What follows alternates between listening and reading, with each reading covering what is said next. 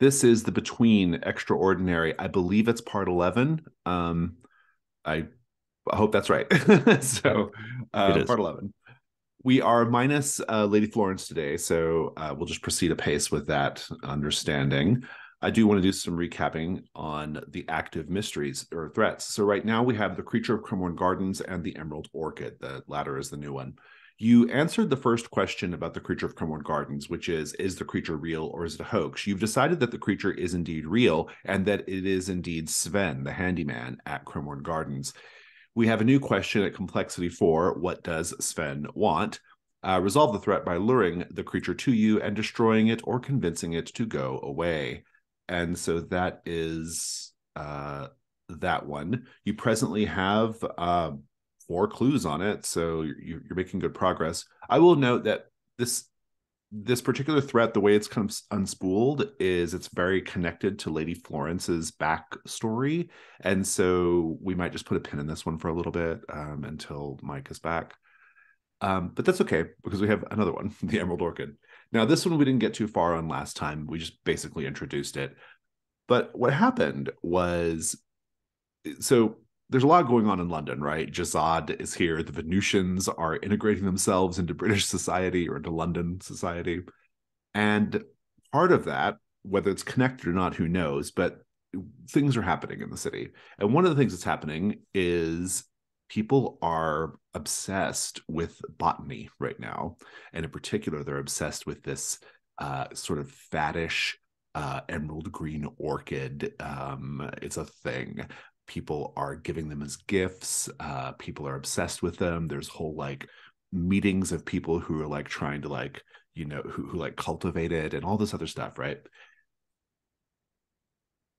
Ms. Balakwa received one as a gift from Albertina Welk, the bon vivant who hangs out at Cremorne Gardens and who they had a very brief little moment, the two of them, that didn't go anywhere. But I think Albertina has other ideas, or she would like to have other ideas. In any case, we have determined that the Emerald Orchid is an alien entity and it's malevolent and it's causing people to behave strangely. We have a couple of questions here, 3 in fact, all of them different ways to resolve. First, complexity 4, who has been reproducing the orchid and how can it be stopped from spreading? The second is how is the orchid controlling its hosts and how can these effects be cured? At complexity 6, and then at complexity 8, how can the secret properties of the orchid be harnessed? And all of them just open up different ways of dealing with the Emerald Orchid situation. You did meet a significant side character on this one, but they were vaporized by Jazad, who was a professor, um, who, but he did manage to give you some a clue before he was vaporized by Jazad. And so you have 2 clues right now on the Emerald Orchid. We'll be introducing a third threat when we start, but for now, I want to check in with the hunters. So we don't have Lady Florence at the moment. Ms. Balakwa, you are haunted by Greco. That's an interesting situation, you and Greco. You are also most beloved as well. Another thing as well. Last time I showed that Jazad's daughter, Tunara, is obsessed with one of you and has even like proposed to one of you. And I did not reveal who that is last time. It is, in fact, Ms. Balakwa. So Ms. Balakwa and Tunara and Albertina and the Man in the Sun mask, we have a whole like thing going on, right? You are most beloved. So this is how it's playing out. Um, so that's just something to be mindful of. We'll talk about it as we start. But in any case, I know that you had created or had asked about your new move that you were going to make for your character with your advancement. So why don't we talk about that, Sarah? Basically, you're taking Voidwalker from the Waitley Camera mystery or Waitley Camera threat, which we have not done in this campaign. But what that custom move does is it allows you to use the camera to access the Fragrant Void, which is this sort of interdimensional astral plane type space in my cosmology of games. That allows you to sort of investigate using the power of that place. And so you've made like a slight adjustment, I gather. Well, I don't yet. Victoria has not yet checked the cosmic passage. And in that particular threat, you needed You to have have to the have it cosmic marked. Yeah. marked. And so I didn't know if I could tweak it to make it useful for Victoria now, or if we should just accept Mm, it. And then when I get to that point, mark the cosmic oh, passage. I see. I see. I see.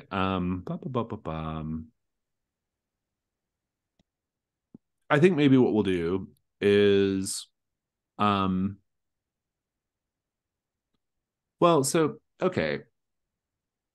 I think that the cosmic passage is a big part of this move. Not just like mechanically, but also like kind of in the fiction of the game. Metaphysically. Yeah. Sure. So I think we'll stick with that. So just Totally fine. on your next Janus mask, maybe just mark that one. Um, Also, that one's actually not bad for you to mark either because uh anytime you get a 12 plus on Rites of Salt and Smoke, you get to unmark it, right? So that's one Oh, thing. You know, excellent. that's a little kind of engine of your character that you haven't really taken advantage of yet. Um, okay, Mr. Constantine. I really want to talk about. So you have Marked by the Slugger and Bloodthirsty. I do want to talk about your personal threat, the Beast. How far along are you in terms of overall number of marks? I'm at 15. That's I'll a need to lot. get to Okay. 20. You need 20, yeah. What's the balance of X's and O's just for the people watching at home? 4 X's to 11 O's. Whoa, okay. All right. So this is going a certain way. All right, interesting. I love it. And how are you doing on Janus Mask? I know you're kind of burning yours up, right? I A mean, little bit. a little bit, yeah. I've been kind of like moving through Jazad pretty quickly, mastermind clue wise, and because I don't want like to I want to give you all a fair shot at defeating Jazad without burning all your Janus mask, and so we'll see how it goes. So I've been kind of increasing the pace a little bit on that. You all can help out if you want to bump up any of your information moves to 12, by the way. Um, that is a thing that is a thing, or use your items to increase your chances of getting a 12. Okay, cool. I feel pretty good about Mr. Constantine, though. You had shared your beast notes with me, and I'd kind of taken a look, and I think we're in pretty good shape there for whenever we get ready to do it. And finally, Mr. Walsh. Um, Quote, London is very different than Wales. That condition has been very, very active for you over the course of the campaign and marked by Jazad. That's a good one. Yeah. You also have used up a fair number of your Janus mask marks as well. I am curious how you're doing on the 5 vaults of Tarthor. How many vaults do you have opened, and how many keys do you have? I've got 5 keys. That's a lot. And, That's like basically almost max, right? right, 6 is max. And then I've got the Vault of the Cosmic Mind and the Vault of the Four Limbs are opened right now. Okay, Still got it. Not unlocked the other 2 vaults, Vault of Eternal Champion Uthavia and Vault of the Martian Royals. Yeah. Oh, sorry. And then Vault of Cinnabar Temple. Forget about that. Yeah, it's Cinnabar Temple as well. Yeah. So, and those can only be unmarked with masks. So this this character is the powers you got to mark the masks. I designed the Martian to operate in a really particular way. So the Martian is written to be like really low powered when you start, but they ramp up in power really quickly. But then they are also almost done. So like they have a real like burn hot and fast kind of story arc. Okay, great. Love it. All right, now that we've checked in a little bit, why don't we kick over to the day phase if there are no questions or anything? If you haven't changed your dawn questions, you should go ahead and do that too, if you want to. New threat. If you want to follow along, I have noted it in the sheet. This is one I have not run this yet, so this is a first timer for me. The monochromatic men of 3 Mills Island. Bodies have turned up in the Leia River near 3 Mills Island. The first, according to news reports, was a man who was, quote, perfectly purple in color. Next, a boat bumped into the so-called sanguine sister of Joshua Cross. Her body was red like blood from the tip of her nose to the soles of her feet. This morning, 2, quote, green boys were discovered, rigor mortis locking their hands together. The penny papers have come up with the fanciful and somewhat inaccurate nickname for the phenomenon, the monochromatic men of 3 Mills Island. Inaccurate because one of the victims is a woman, but never mind. The monochromatic men sounds better. The Monochromatic Men of Three Mills Island is what the tabloids are calling it. Setting that aside for a moment, Hargrave House has a copy of a book called The Almanac of the Hyades. The discovery of these monochromatic people is connected closely to a cosmic event that, according to the Almanac of the Hyades, is taking place soon. Who has the highest sensitivity among you? Probably me with a 2. Ms. Balakwa, you've heard stories in recent days that make more sense in light of all of this. What have you heard that makes you think a portal to another world is opening up over Three Mills Island?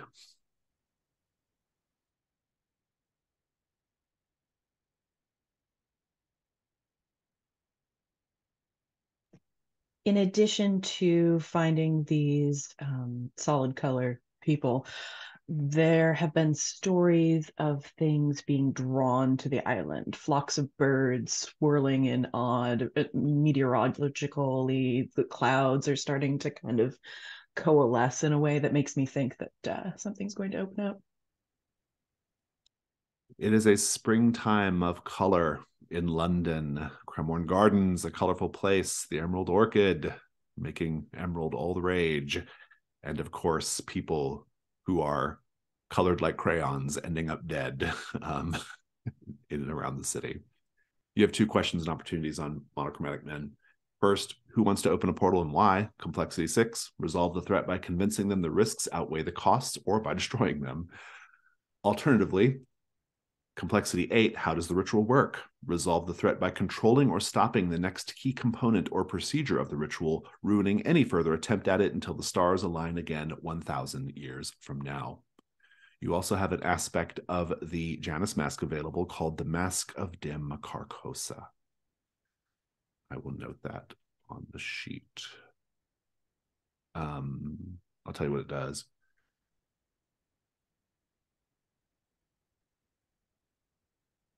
Mask of Dim Carcosa. Once it's marked, each hunter narrates a scene in which, gazing at the stars, you witness something horrible and otherworldly.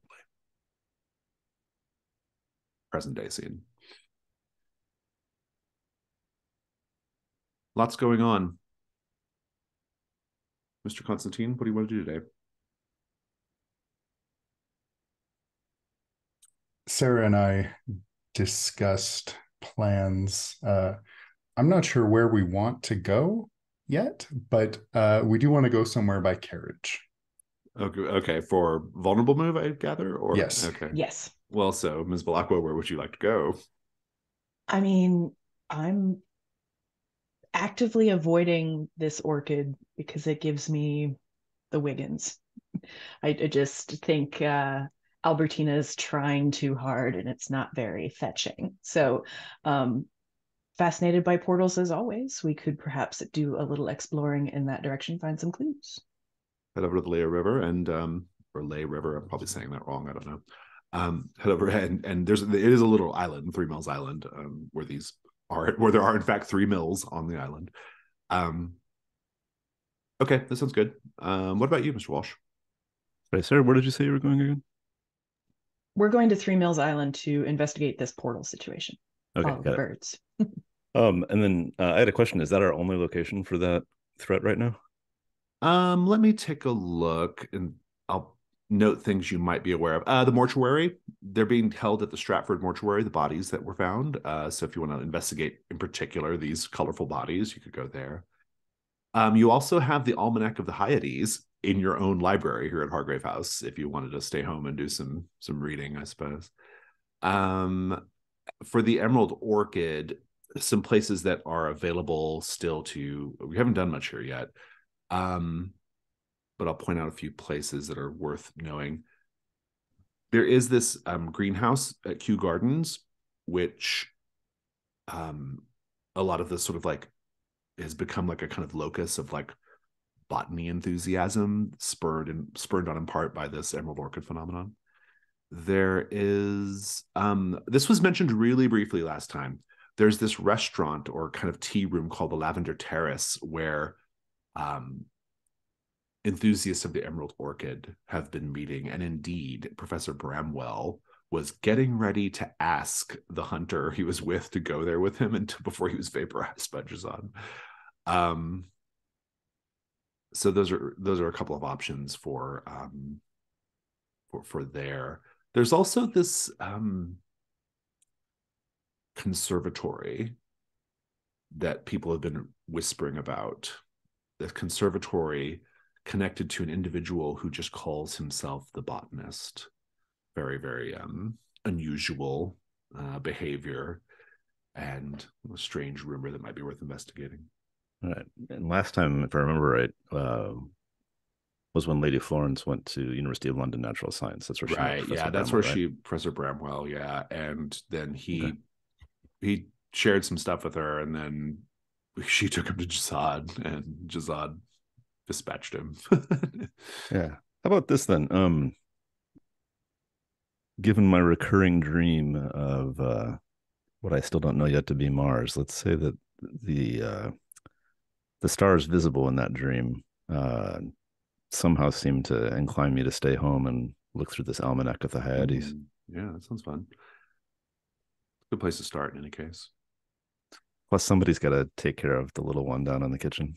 Yeah, we haven't really. We really should probably follow up on that a little bit. Have some scenes with it. Okay, let's pick up with our trip over to Three Mills Island, though. In a carriage. Take it away. I think Dom will be more than a little bit obviously put out by this ask from Ms. Blacqua. This is not his. This is far too indirect. Green, blue, purple bodies. That's not a problem for Dom. I think while you're sulking in the corner, Victoria might just be staring out the carriage and ignoring you, and all of a sudden her breath hitches in a funny way. And you look over and she's starting to make small, quiet, gasping sounds of mostly contained pleasure. And that gives way to like the muffled crack of her bones as she starts to relax a little bit, taking a deep breath.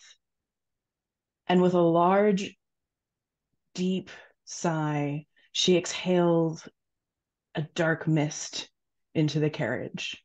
It just sinks to the floor and then starts to fill the space. She meets your eyes, like mouthing a really sincere apology, and then seems to fall into waves of sensation, completely possessed and writhing.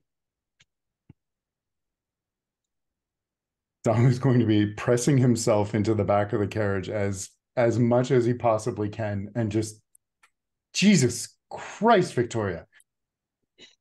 You see the like solidifying black tendrils start to pinch at her mouth and the rest of the fog covering her body. And she seizes.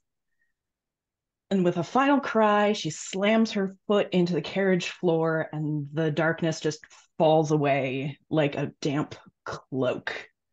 And she's got like a little bit of blood smeared on her chin and more beading on a cut on her lip. Dom will just be sitting there in kind of mute. There's a lot of things playing across his face. And then, must we talk about that? No, I'm sorry. It's been a while and it gets harder to control.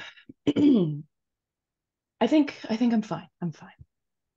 It doesn't help that little shit stir is in my dreams every night. The vampire job.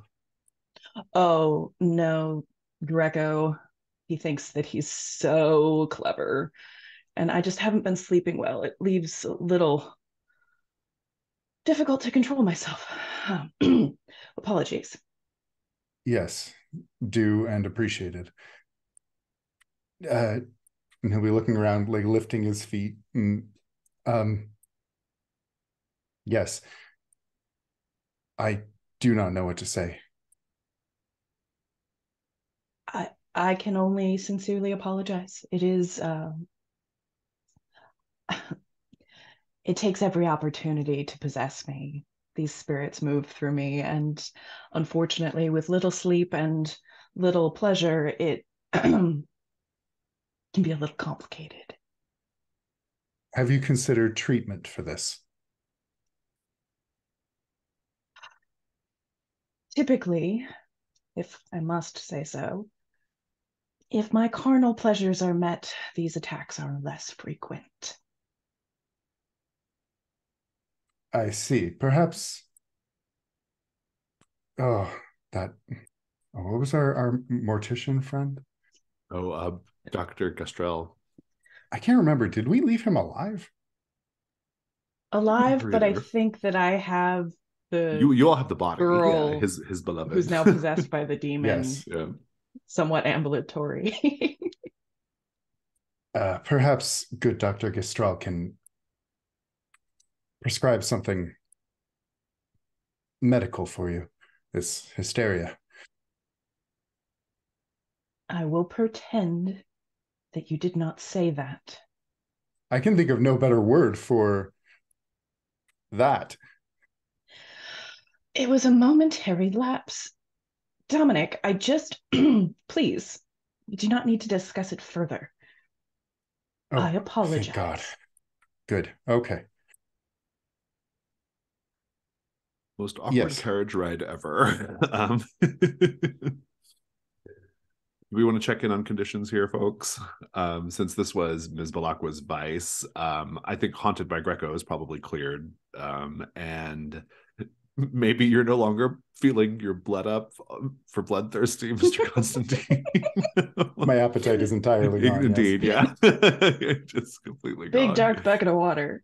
Oh, very good. I love it. So you both could clear those conditions, and Ms. Balakwa, you will get to stumble on a clue as well, which you get to define for any of the mysteries or any of the threats. So be thinking Clue of or that. question?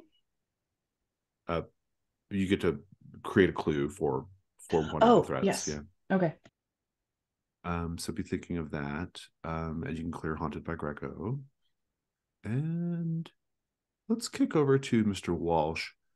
So we have talked in the past, I believe, about the library at Hargrave House's sort of unstuck nature. It feels a little like, kind of weird in time and space. Something about the library that has not gone mentioned yet, but is going to be mentioned right now, is that the Almanac of the Hyades is always on a particular little table, and it's always open to the current date. It's something you're all just accustomed to. Maybe you occasionally glance at it from time to time. You must look at it enough to realize the connection between what's happening at Three Mills Island and what the Almanac seems to suggest is about to happen. But let's talk about the book itself as it paints the scene. Two-part question for everyone. What is horrid about the book? But what makes it so hard to look away?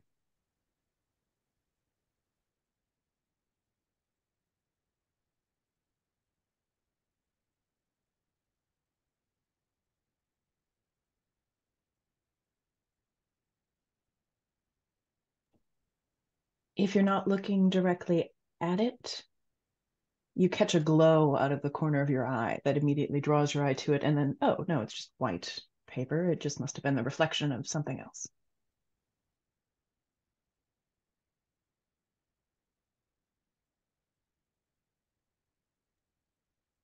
So it's, even though it's open, propped on a stand, you can still see the edges of the binding, and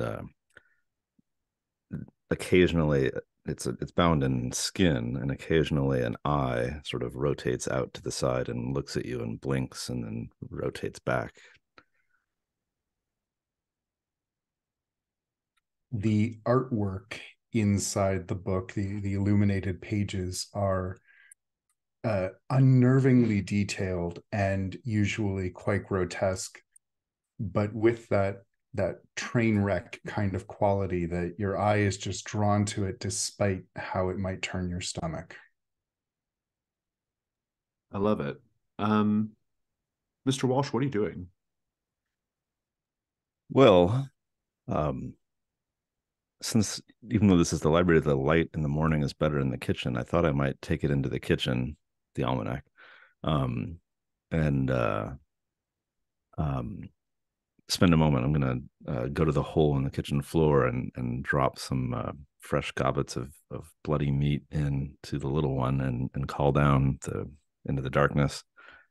Say, you know, it's a lovely morning. I got the butcher to open up before dawn today. So these are fresh. I hope you like them. And for today's lesson, I thought we might switch from reading Dickens and read a little bit of astronomy. I'm going to read from something called the Almanac of the Hyades. Uh, so you get to see the stars at night. I feel like it's better for you to understand more about them, and then I'll just start reading the book. An out of character question, because I can't recall, whatever happened to Julius? He's still staked to the wall. Okay. I literally have not used the javelin of, I forget the name of the javelin right now. Let me find it. Javelin of Thontos, something like that. Javelin of Jajatar. I have not used that since, partially because I had a feeling that I don't even know if it's got one use. Maybe like if I use it again, it pulls out of the wall. Yeah. But to my knowledge, he's still staked to the wall down there. There's no response from the lurker. He normally responds pretty quickly to get his ration, as it were. And I think he's even like come to have something resembling affection for you, Mr. Walsh, in the most generous interpretation of the word, I suppose. And yet, silence. Man, haven't even gotten through the introduction. I will stick my head down in the hole, of course, and look around. Do I see anything? Call out, little what one. is your vitality score? Oh no, two. Oh, that's pretty good. Mm-hmm. You don't see the lurker or hear the lurker, but you do hear very faintly in the distance the lurker's having a conversation with someone underneath the house, underneath the the system of tunnels that are beneath the house. Fucking Julius. What do Teaching you the do? kid forbidden vampire knowledge. I am going to go find a lantern and some fuel for it, of course. And what else do I want to bring with me? Um, I've seen uh, I've seen some of Miss Belacqua's steaks. I'm gonna find some piece of sharp wood in the house, and then I'm gonna drop in the hole and go in search of this kid. And I'll just, I guess, leave the almanac sitting at the hole by the kitchen floor for now. I love it. It's great. We'll pick back up with this in a moment. Let's talk about Three Mills Island. After that incredibly awkward carriage ride, the three of you, or the two of you, are at Three Mills Island. I think as you're getting out, the carriage driver, he's like, I think this might even be the person that is in the occasional employ of Lady Florence. What's his name? Gareth Kellogg, the handsome cab driver. So he knows you enough to like kind of be, not chummy, but like, he knows you well enough to understand vaguely what you all do. And he says, so many strange things in the papers these days, Ms. Belacqua, Mr. Constantine. I suppose you're here looking into the murders of those boys and girls who were colored like acrylic paints. Well, yes, I do love a colorful mystery. Ah, so many things. And he looks up at Resplendent, which is the ship that hovers over the city now. He says, ever since that unusual vessel arrived, eh? Truly, I expected much more panic, chaos in the streets than what we saw. But so many of us just seem unimpressed. Well, if you haven't seen the story in today's papers, he holds it up. It could be because the establishment has embraced the High Imperator. Look here. And he relays to you a story from the paper. The reporting is that Jizad has been given a ministerial cabinet position in the government. He says, looks like we're all going to, well, maybe we are doing a little bit of cross-cultural exploration between our two peoples. I don't like it myself. Is this individual any more out of touch with the people of London than those who normally sit in that seat? Well, it's a brand new seat, so who could say? Fair enough. I'd be interested to know what Lady Florence knows of this and what hand she might have had in it. But it's not for today. Today we are looking at colorful boys. and a girl as well, even though Tom will be just looking at the colorful boys. Yeah. Thank you. I prefer my men with a little more vitality. Yes, indeed. Mills. You take a little barge over to the actual island itself. It's a very short ride. Each mill is freshly painted a different solid color. One is purple, one is green, one is red. There is a heady smell of something just processed coming from the mills and the water around the river as well. Just a chemical smell.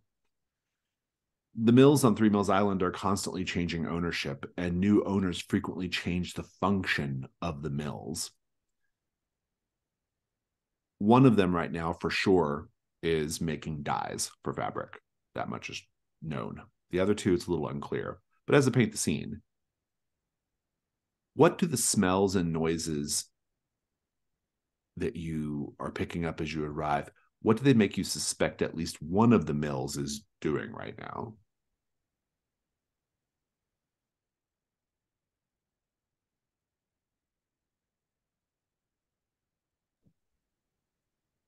There is a heavy, fishy smell, like perhaps they're processing the carcass of a whale drug in onto the island into a,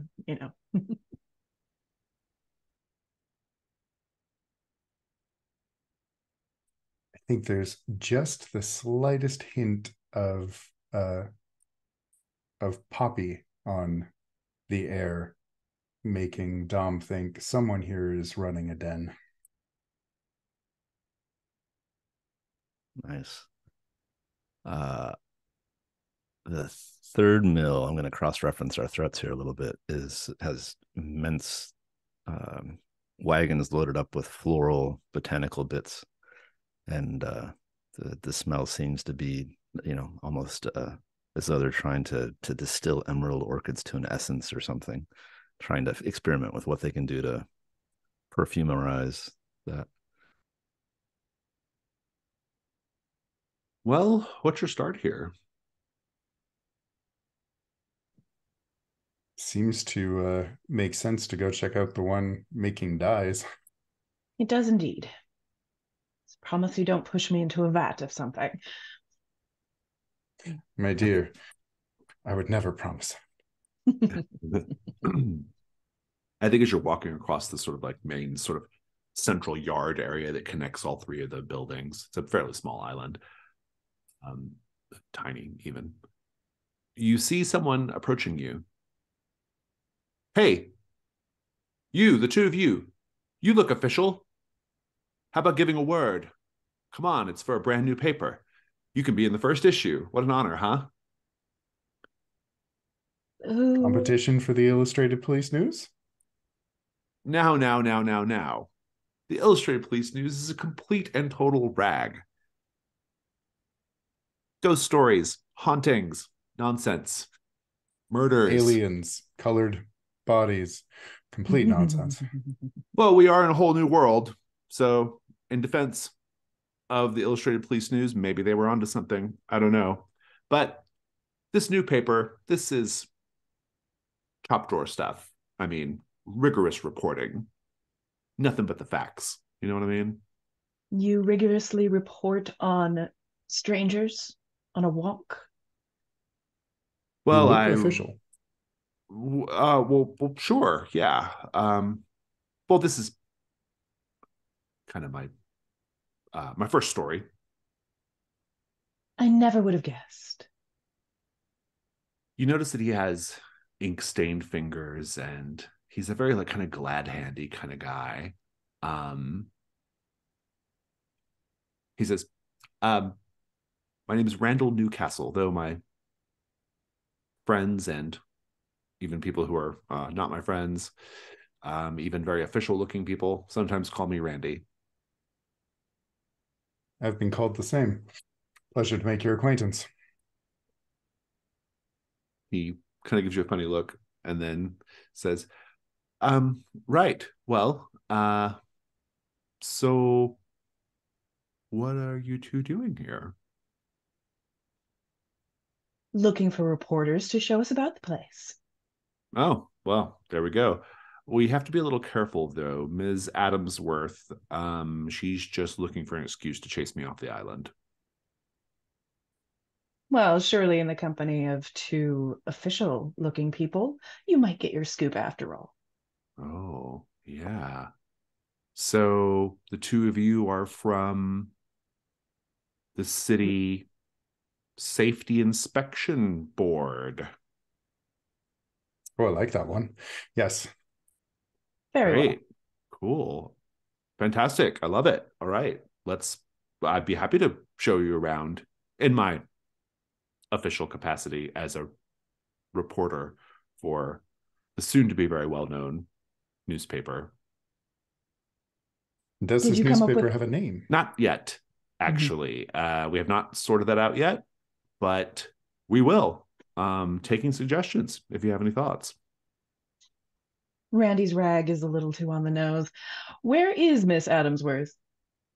I don't know. I've been keeping a wide berth, and I suspect that's probably the best thing for all three of us to do.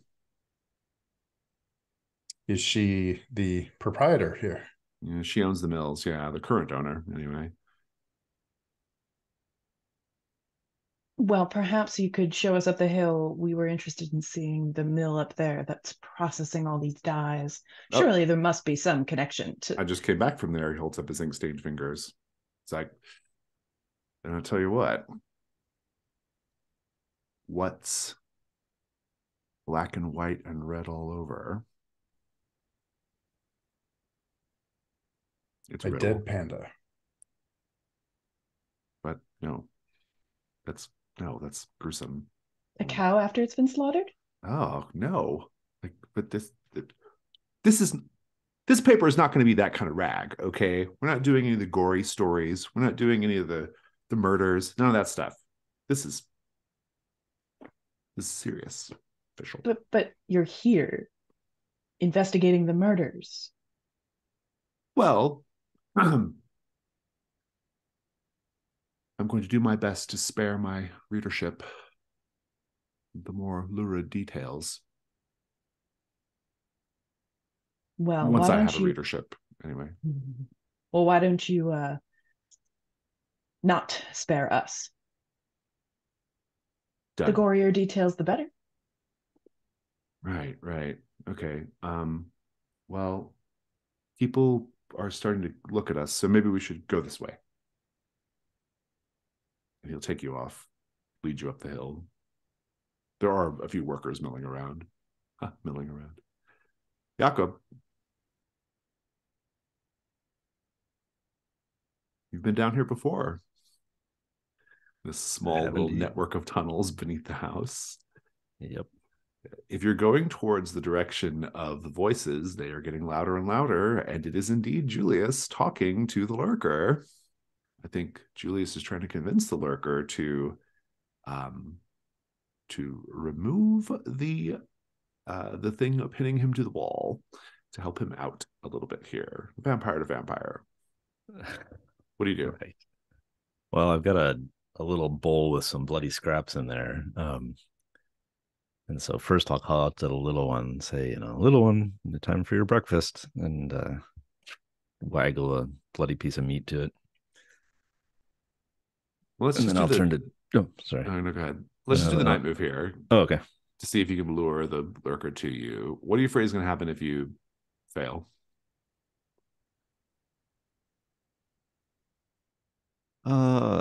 It unstakes Julius, and then I have to kill them both. Yeah, it's probably worse than that. Julius might be just a completely ravenous ghoul at this point, right? Because he presumably hasn't been feeding this whole time. Should be. No. Yeah. Roll with composure. No. Yeah, composure. 10. 10. Very good. You hear Julius say, "No, come back. Come back, you little brat." And the lurker walks towards you in the shadows. And he never speaks. But he's giving you kind of like a look, looking at the bowl. He knows what you've brought. I'll pull out a little bit of meat and I'll say, look, it's time for your lesson. You're late. And, here's some breakfast to keep you going. Fresh cut from the butcher. Just got it this morning.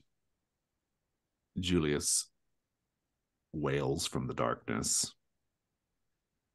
"Mr. Walsh, I would like to renegotiate the terms of our association with one another. I don't know what power you use to have kept me here all these weeks, but I'm growing weak. I need to feed, and I am willing to do whatever it takes to earn your trust, Mr. Walsh. I am a reformed man."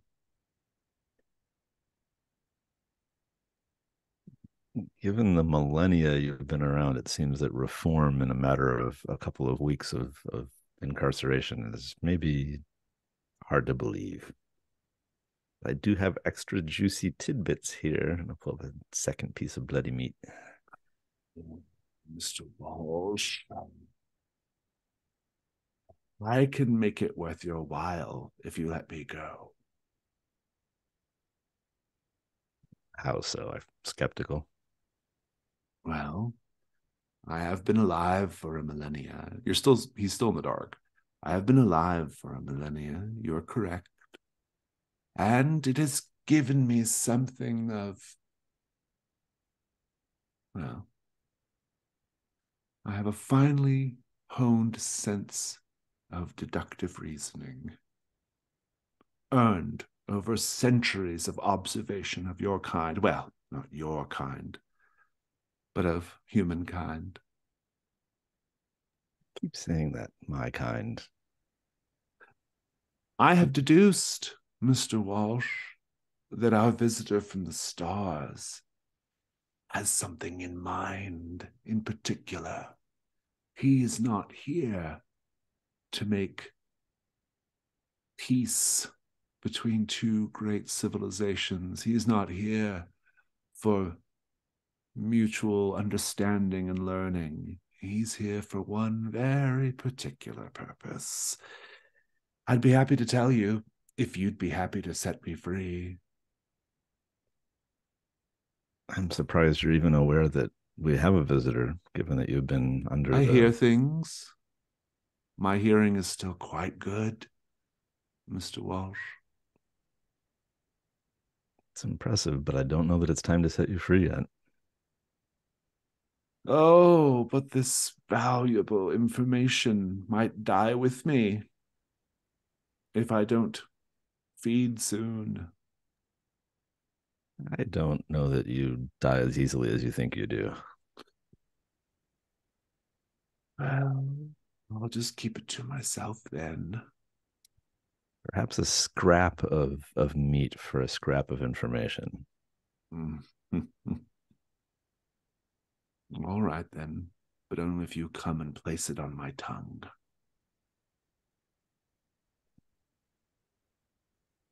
I am going to take that piece of meat and skewer it onto the sharp piece of wood that I brought with me, so that I've essentially got a kebab that I could ram through his throat if I need to. And with the lantern in one hand and the skewered piece of meat in the other, I'm going to advance forward and see what's going on. He looks like hell. He is very emaciated. His normally lustrous dark hair is thin and stringy. His eyes are yellowed and practically bulging out of the sockets. His chest is caved in. His muscle definition is evaporated. And he says, "Oh, yes. Oh, yes. I am not too proud to beg for your scraps right now, Mr. Walsh. Bring me that delicious hunk of blood-soaked meat and put it on my mouth." Get it quite close, but out of lunging distance, and say information first. Please. Fine. You are not human, Mr. Walsh. I knew that when I got a little taste of your blood some months ago. You are not like anything on this planet. You, like our other friend, are from the stars. You are delirious. Meat. And down here for far too long. Meat. I'm gonna look back over my shoulder at the little one. Are they consuming their breakfast? Yes. Excellent. I will pass forward some of this scrappy meat and say, I'm sorry for your prolonged containment. I will talk to my friend Mr. Constantine about future treatment and terms of your release. Yeah, and then pass over a scrap of meat on this steak. He takes the meat and he kind of like chews it. He has no interest in the meat part, so he's just like chewing it to squeeze out the blood, you know? And so he's just like kind of letting it kind of dribble, and he's catching it with his tongue as best he's able. And he spits out the meat when he's drained it. He says, well, I can't say that it's too fulfilling, but nevertheless, let's start. There is more to know, Mr. Walsh. I'm happy to tell you, if only you had set me free. Yeah, and your freedom did no favors before. I don't know that it's the wisest move. I think I will leave London entirely and take your terrors elsewhere. I will dispatch my little kingdom. I will be in exile. Hargrave House won't have to worry about me anymore. I will have to consult with the members of Hargrave House. I'm newly arrived, not even sure that I'm a member myself. And yet, you are probably the most important person in that house right now.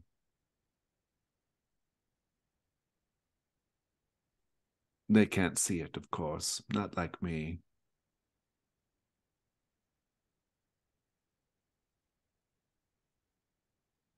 And you've spent too long down here, Julius. Little one, come. It's time for your lesson. We've got some reading to do on astronomy. Indeed. Let's take 5.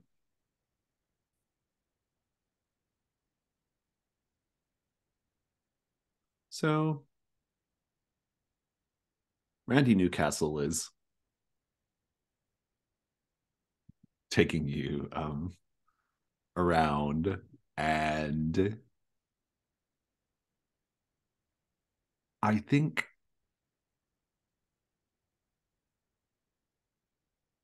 I'm just curious, like once you get up to the mill where the dye is made, what do you do, Ms. Blockwood, Mr. Constantine?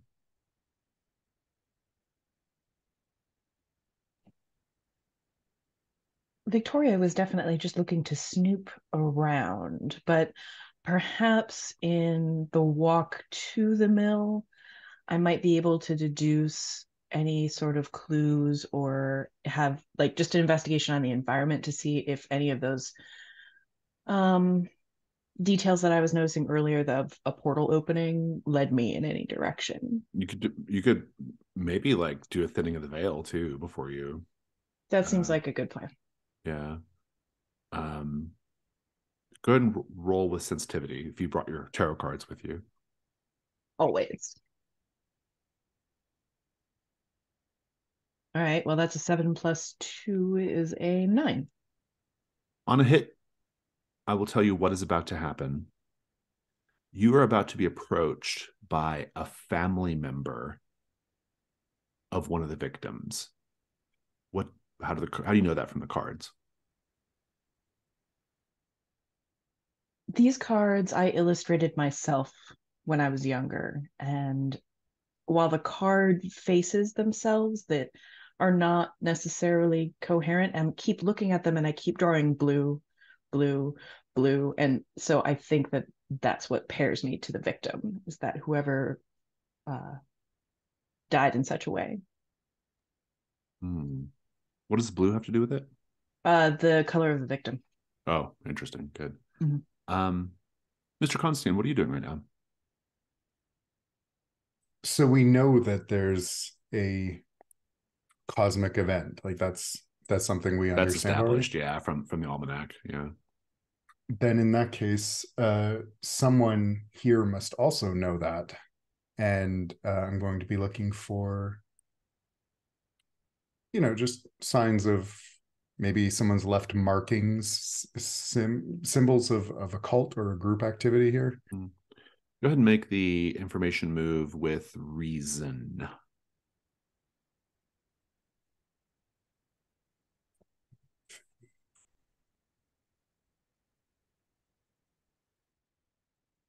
I don't think I have anything that might help.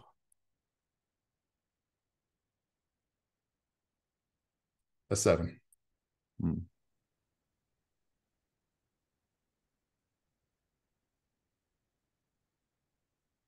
I think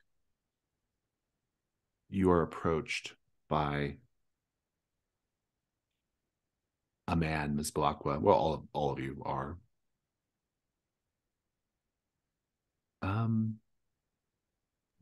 I'll just grab Mr. Newcastle's arm, Yeah. lean into his ear, and say, "You do not use your words right now. Be very quiet." Very good. Let's see here.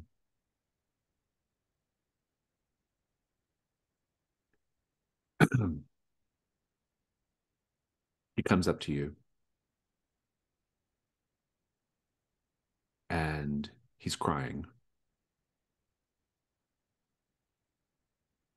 Randy says, "That man looks a little blue."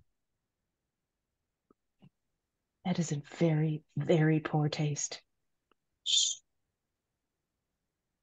It's funny though. He comes up to you and he says, "I know who you are." And I know who you are. I'm so sorry for your loss. Oh, thank you. Thank you. I well, it's just a just a real it's a real shame, you know. I mean, sometimes we have to do dangerous things, you know, working in the mills and all. I mean, we knew that when we took the job, of course. But then for her body to just wash up on the river like that. Oh, and then the state of her. What's the world coming to? And then how horrible to find out from a penny paper that apparently she was covered in dye of all. It's ironic, I suppose. Someone dipped her in a vat, in a place where she worked, covering her in red dye. Randy says, I thought the victim was blue. I won't tell you again. Shh. I'm so sorry. What I know who you are, but I'm Miss Balakwa. This is Mr. Constantine. What was the lady's name? Well, Elizabeth Cross. Well, they're calling her they're calling her the Sanguine Sister, which is ridiculous. I'm Joshua Cross. I'm a brother. Yes, well, Joshua, we have been well Sent to check on informed. the health and safety of this place, yes. Yes, we've been well informed of the issues, and we would like to see inside and see if we can't find how this terrible occurrence happened. Right, right. Well, I'll tell you what. That Miss Adamsworth, she needs to have all of this. You need to shut this whole place down. All of it. You believe she's involved? Make the information move with presence.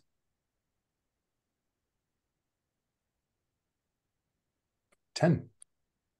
10. Are you 2 clues now?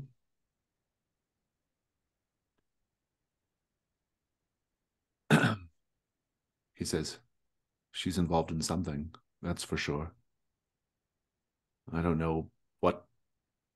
Well, and here he kind of like says, he kind of leans in and says, we deal with minerals here on the island. Inputs equal outputs and all that. But she's got the strangest inputs I've ever seen yet. Rocks glowing yellow, if you can believe such a thing.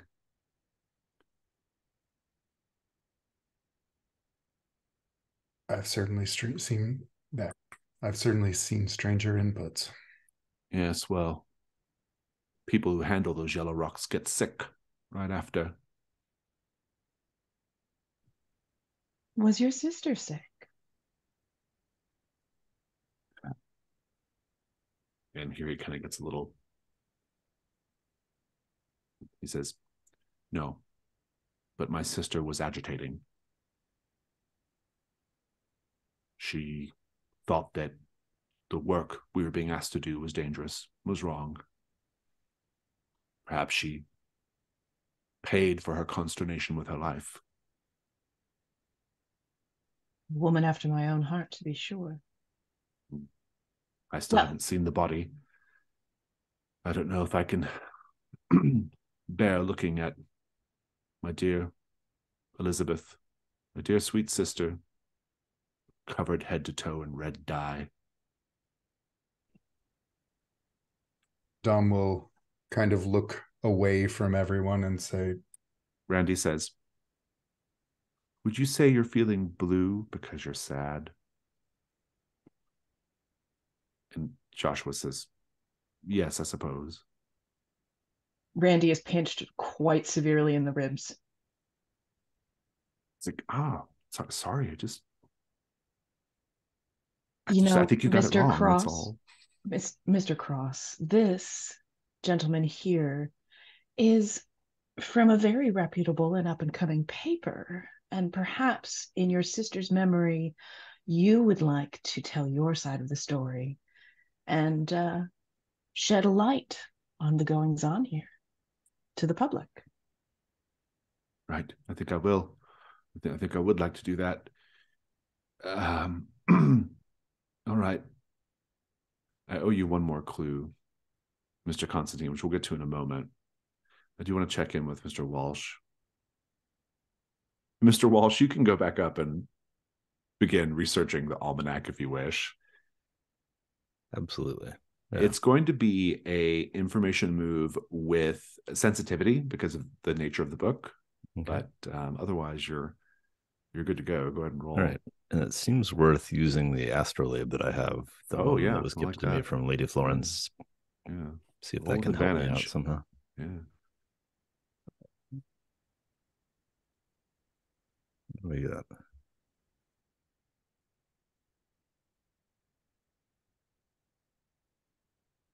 Sorry, I think I was muted at 10. Oh, 10. Okay. You spend a good part of the afternoon going through the book.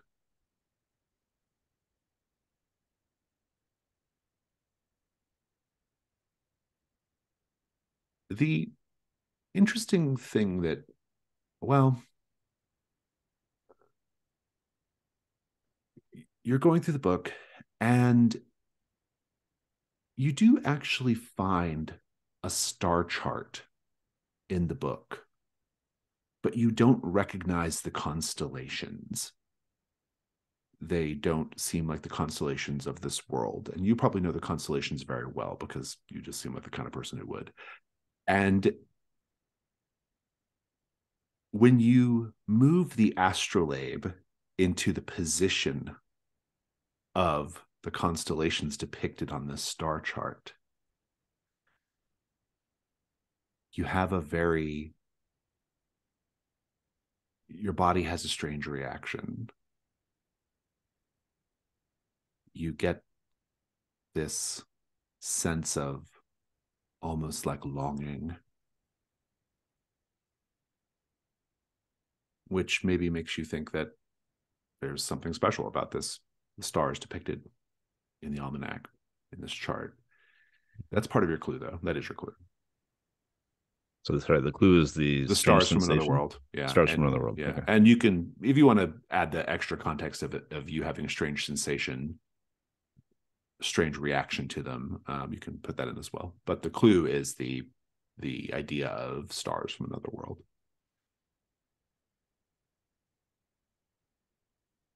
Mr. Constantine,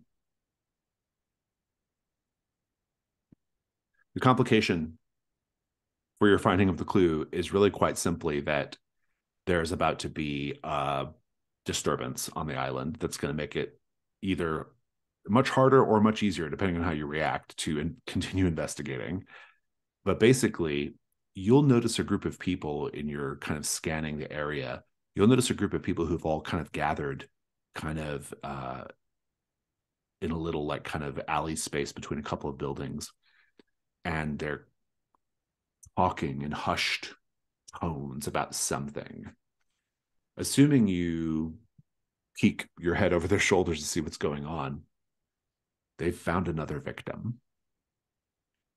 Except all they find is just a torso, a perfectly purple torso. And the penny papers are right about this. The torso looks like, it looks like eggplant, like it's just solid purple in color, except for the bloody wounds where the head, arms, and legs should be. That's your clue, though. The purple torso with the limbs removed, or just that it's a torso. And this causes, once the horror of it sets in, it's starting to cause like an outbreak of disturbance on the island as word is spreading pretty quickly. Randy says to you, Ms. Balakwa, I don't know if your cards have anything to say about this, but there's something going on right now. There's something happening. Can you feel that? I lied very prettily about your paper for this interview. You should keep a civil tongue. Randy leans into you, and you see now his eyes are the eyes of Greco, the second-sided boy. And he says, "You're doing so well, Miss Balakwa. Why don't you pull out your little cards again and see what they have to say about the situation?"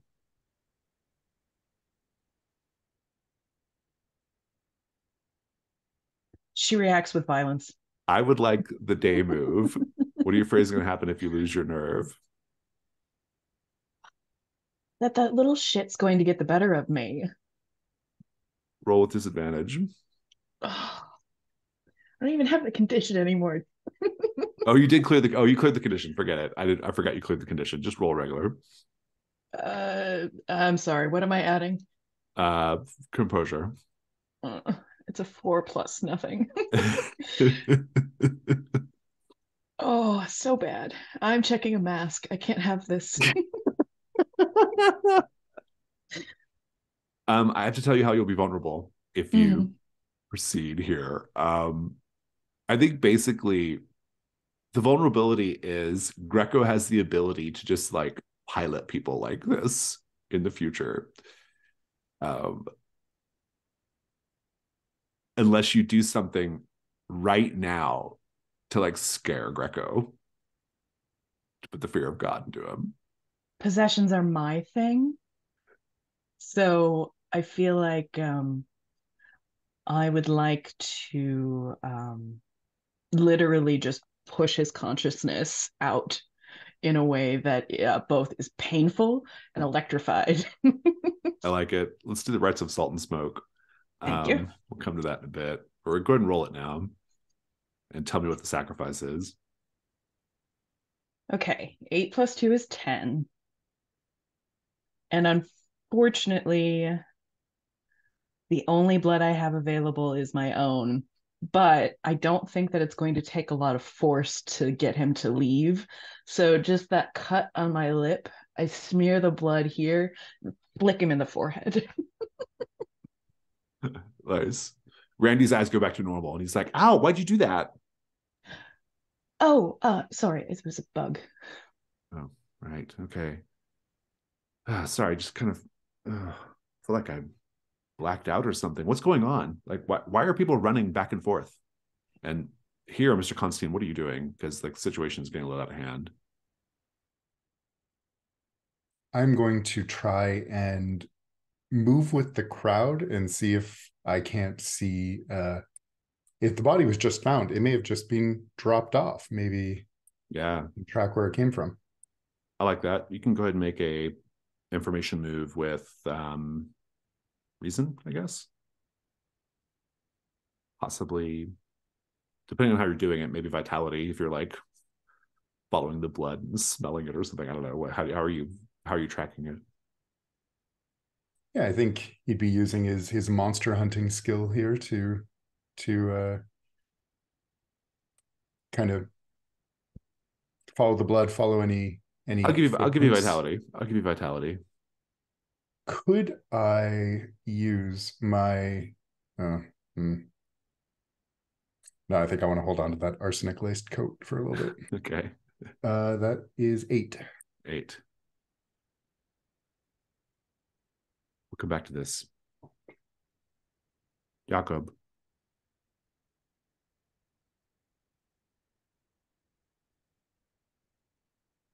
Christian comes into the library. He's kind of looking around. He's like, "Oh, this place gives me the creeps."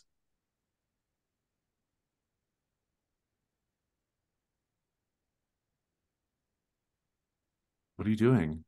Oh, just I don't know, reading the almanac, figuring out, what's likely to transpire in the heavens in the near future. We've had a lot of changes lately, as gestures to unseen Venusian Zeppelin. I re that. I have some exciting news. Oh, really? What's that? Well, I have been asked to put on a private performance for the High Imperator. Ooh, didn't know that he would like earth dancing, but I'm going to go up to the Resplendent and perform for Jazad. I actually don't know out of character. Does Jakob know about the disintegration of Professor Bramwell? No. Okay. All right. Well, that's a great honor for you, Christian. I'm very curious what that ship is like. What a strange vessel. It must be very unique inside to journey through the stars. Yeah, I don't know. I feel like ever since I came to Hargrave House, my whole world has opened up, you know? I've gotten to meet so many fantastic new people, and I've had a chance to do things I never thought I would be able to do before. And now this, I guess I'm really, really grateful for being allowed to come here and stay here for all this time. You think the Venusians are all they appear to be? Like, there's something in my gut that feels a little off about their arrival, their quick assimilation into our society. Well, they can be a little stern from time to time, I've noticed. The Venusians, they go about with their servants and they can be a little well, what's the word? Um discipline minded, I would say. It's sometimes a little uncomfortable to watch, but otherwise they seem a very interesting and cultured people. Well, I'm sure they'll love your dance. Are you taking the entire troupe with you, or is this a solo No, it performance? was just me. Can you believe it? Uh, no. It's a how did what's his title? Lord Imperator High Jasad find you? Imperator. High Imperator. How did High Imperator Jasad encounter you? How did they even know about your work? I don't know. I just received the invitation. Oh, it's fascinating. Well, let me know how it goes. When is it, this performance? Soon, very soon, actually, tonight. Um, uh, do you gather extra seats available or tickets to see the performance? Well, I I think I can probably bring someone with me if that's what you're asking. Oh, that'd be fascinating. I'd love to see the Oh, High oh, Imperator you want me in to bring person. you? Oh, well, yeah, I thought based on our past and Right. Yeah, right. Oh, of course. Right. Yeah, absolutely. Yeah, you should come, definitely. um, all right, then it's a date. What time? And he'll give you the details. Um, and yeah, back over at the Three Mills Island, Dom, you've, I think, kind of separated from the group, tracking down maybe whoever had dropped this body here, who did it, or whatever's happening. What'd you get on your die roll? 8. Sorry. An 8. Okay. I'll give you your clue first.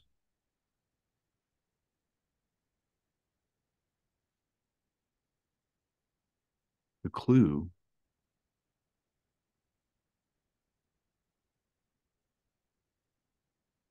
you find a piece of paper that has been, it looks like it maybe blew free and got trapped in a little bit of brush. And it has a note scribbled on it. Next purple, then 3 orange, then bone.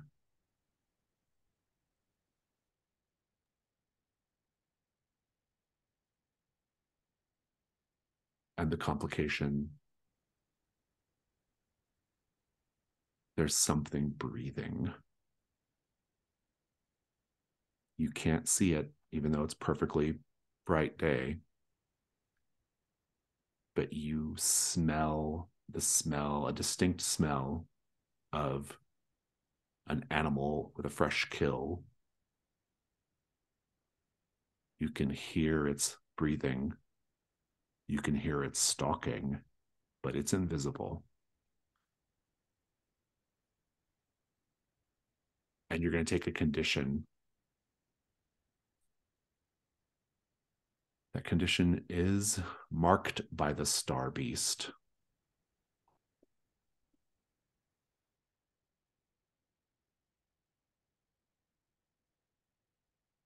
And I think that will wrap the day phase. Let's go over to the dusk. Do we Real have any quickly as we moves? do that, Yeah. I forgot that I have one of my Martian powers here is that I'm supposed to discover 2 clues rather than 1 on an information move. Oh, what is that power? So it's Vault of the Cosmic Mind, discover 1 extra clue on the information move, even on a miss. Oh, okay. I'll give you another one then. In that case, your other clue.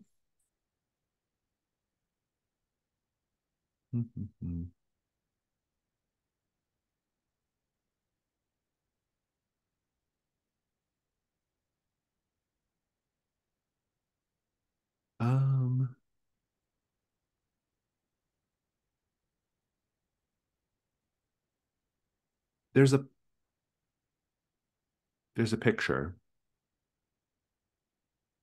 that repeats in the Almanac of the Hyades at regular intervals in the book. And if you were to remove all of these pictures and then flip through them like a flip book, they would be an animation. But it's a skeleton walking down a road paved with yellow bricks.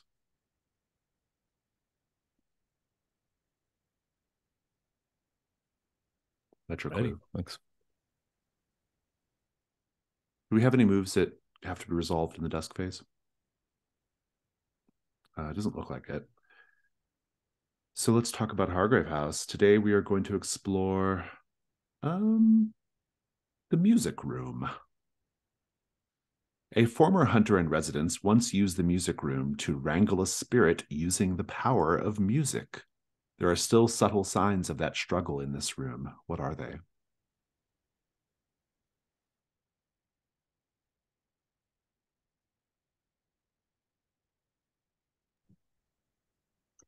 There is a faint tinkling of like a wind chime that isn't there. Occasionally, when you exhale or move very quickly, the air in the room jingles.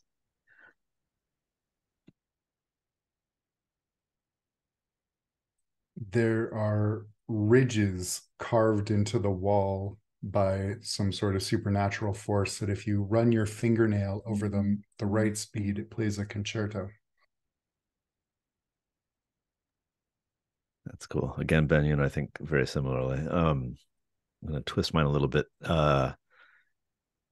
The furniture has sort of almost burned into the wood a resist, as though sheet music had been blown against it and then vaporized, and the wood got sort of etched a little bit, showing the sheet music as a faint texture in the wood that you can see when the sun is just right. Nice. Those are all great. Thank you. Okay, so what's everyone doing tonight? I think I'm going to go see a fascinating performance. Yeah. Right.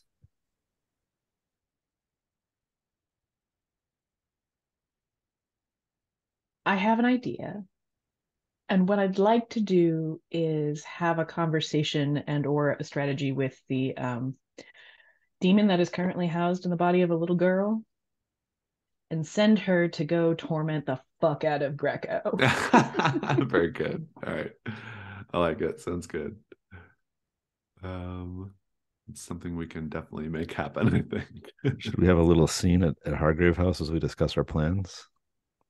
This is partially to give you all a chance to bully me, because I went for that for the Dom question. And if I don't see you at all today, we can have a I little am not going to moment. get bullied. We can have a little moment before you all head out for the evening, at the beginning of the phase. Dom, what are you gonna do? I think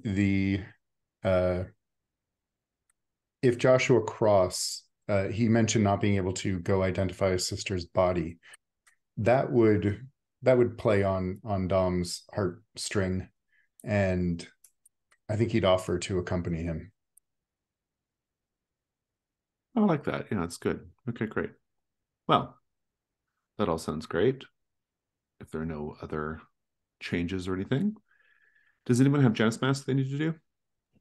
Or that they want to do? I marked the cosmic passage for mine as previously discussed.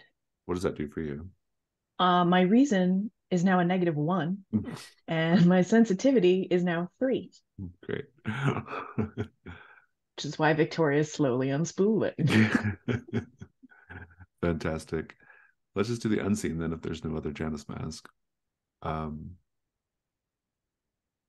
go ahead and introduce it. Let's go ahead and do A Night at the Museum. This is on line 21, third one over. In the heart of Bloomsbury, the British Museum has recently been expanded and renovated, housing relics of civilizations plundered by British adventurers, explorers, and colonial officers.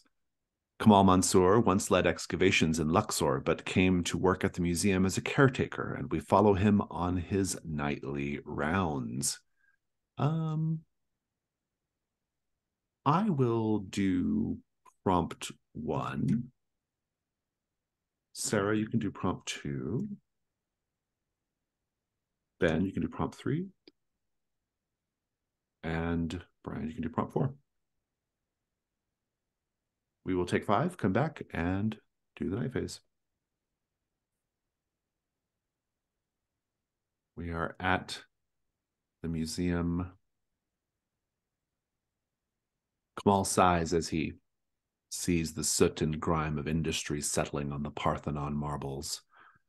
What scenes does he see of classical Athens that demonstrate its role as a dominant center of civilization and martial power?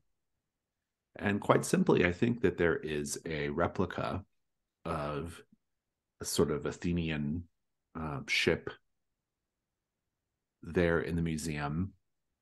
The ship is particularly interesting to Kamal right now because it is the same vague shape and the same red and gold color of Resplendent. Meanwhile, at Hargrave House, it's a little buzz of activity in Hargrave House. Christian's very excited. He has managed to acquire some Venusian fashion to appear in for his performance. It's a very kind of flowy, kind of flowy tunic-like thing with gold bracers and strange jewelry. And he's very excited to be performing for Jazad, and he's trying to hurry you along, Jakob. The other two of you are there as well. We could just have a little scene there in the foyer as everyone's getting ready to go about their evening. Well, everyone, and I'd be surprised to hear this, but Christian's performing tonight for the Resplendent, and I get to go along. I'm kind of excited to meet Jasad in person. This sounds fascinating. Wait, Christian's bringing you? Yeah, you recall that, I introduced Christian to Hargrave House. We go back a ways. It's like 3 weeks. Yeah, we go back a ways. Victoria shoots a knowing look to Dom. Dom is busy looking at Christian because he's suddenly interested. It has been a few months for what it's worth, and So let's keep that scene going. Dom, you're suddenly interested in what? In Christian now. Oh, interesting. He And I says, think, yes, I actually am not sure if I'm allowed to bring anyone at all, but I'm sure on Venus they must have some sort of +1 custom like we do here. it's better to ask forgiveness and permission, right? What's the worst that could happen? Oh, I'm sure nothing. I think tonight is going to be really, really fantastic. I mean, who knows? This might even like, I don't know, I might earn a spot as the principal in the Royal Ballet because of this. And if not our Royal Ballet, perhaps the Venusian. Perhaps, I don't know. I wonder what it's like to dance on Venus, actually. Do they have the same sort of, you know, gravitational concerns that we do here on Earth? I think technically the Imperial Ballet. I think you're moving up rapidly. And Jakob, this is what you're wearing to meet the High Imperator. Well, yes. I did think he should probably look a little bit less like a solicitor for this kind of event. This is my finest. This is He was raised on a outlandish farm, for Wales. Christian, you know. Sorry? Oh, he was raised on a farm, Christian, you know. And he looks It the can be part. challenging. I mean, I polished my shoes myself. Look at these. Yourself. Good God. Did you feed your little pet before you're off? Yes, and speaking of that, I do feel like rehabilitation is possible for most creatures, and the little one is coming along quite well. The reading lessons are going well. Some morality questions we've talked about are very much foremost in their mind. Julius, though, remains a bit of a concern. I'm not sure if his incarceration is rehabilitating him in a way that I'm sure is successful. I question if we look at a penal state as a way of rehabilitating you and you commit a Jakob, crime I'm and you're going there to for so stop long. you there. You said incarceration, Julius.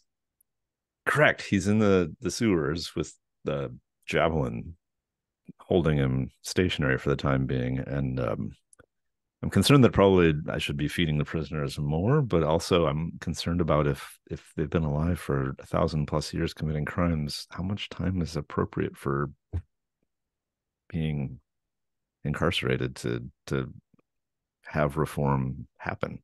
I have a follow-up question for you, Jakob. On this farm of yours, were you kicked in the head by a sheep?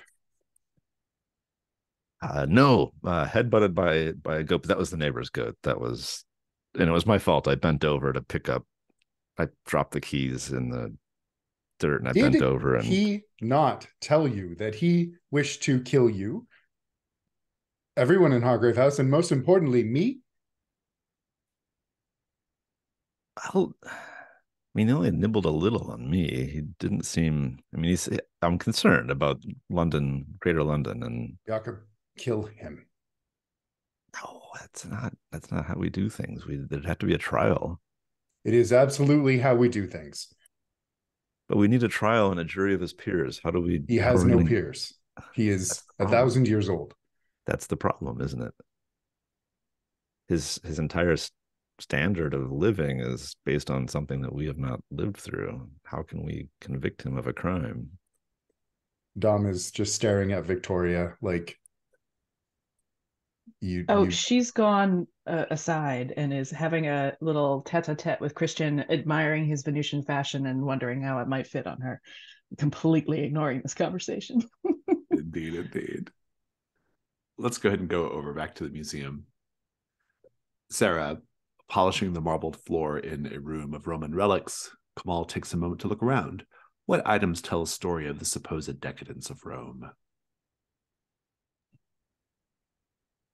The polished floors, reflected in the polished floors, are the statuary, the marble busts, and uh, figures of casual nudity and sculptures and the like. But against the walls are so many modern day works of art that are just lascivious. They're grotesque in their against the Christian values of our current society, very lewd. And he is still polishing, but not looking at what he's doing. Well, let's fast forward a bit. Everyone's gone now, Ms. Balakwa. You are there in Hargrave House with body that is possessed by a demon. That you do have access to a move here called Demonic Insight. When you have the darkened threshold marked and seek answers about someone's darkest desires by consulting a demon anchored to this world, you roll and then clues and things happen. Do you have the darkened threshold marked? I do not believe so, but let me triple not. check here. No. No, you don't. So you don't have access to that, but you can still do whatever you're going to do with the demon in some other context, I suppose. So where do we keep this thing? Well, I feel like I was having a conversation with it at the Abbey, and so I am imagining a somewhat ambulatory sort of possession in which this demon can walk around and look like a young woman. Okay, I like that. So I think maybe I think it just like wanders from room to room. Like you'll just walk into a parlor or something and there it is, right? So you have to It's spend that video game moment where somebody can't figure out where they are because they're facing the wall. yeah. You occasionally just you have to kind of look around to kind of find her.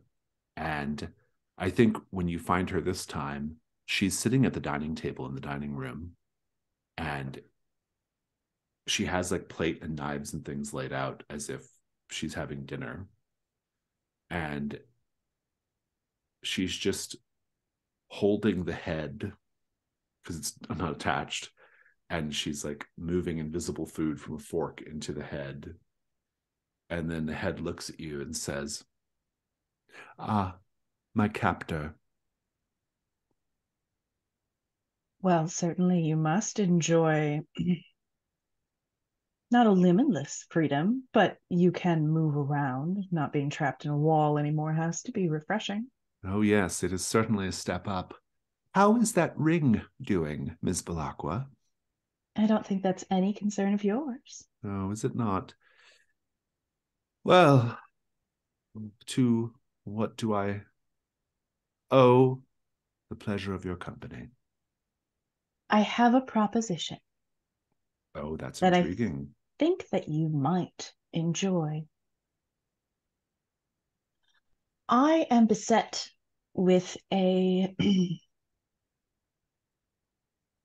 irritant, and I feel like you possess just the right amount of evil to make his life very difficult. How would you like to go to Cremon Garden? And I think the head just smiles. Let's cut over to the Stratford Mortuary, which is cold, clean, and dry. Let's paint the scene, everyone. What about this place, this mortuary, a different mortuary? What about this place makes you think experiments are happening here after hours? These fucking Victorian era mortuary people, they can't help themselves.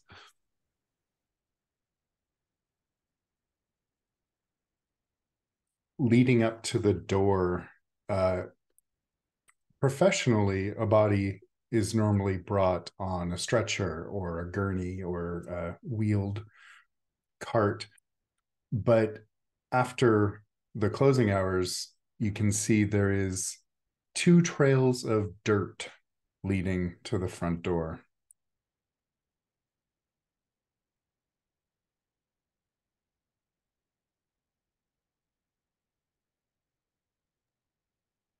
You know how glass lamps will get that black layer of soot upon them after use? Um, Even on sunny stretches when there's been plenty of daylight, the next morning the lamps are just caked in black. It's clear that somebody's been running the lamps in the evenings, even if the windows are blacked out.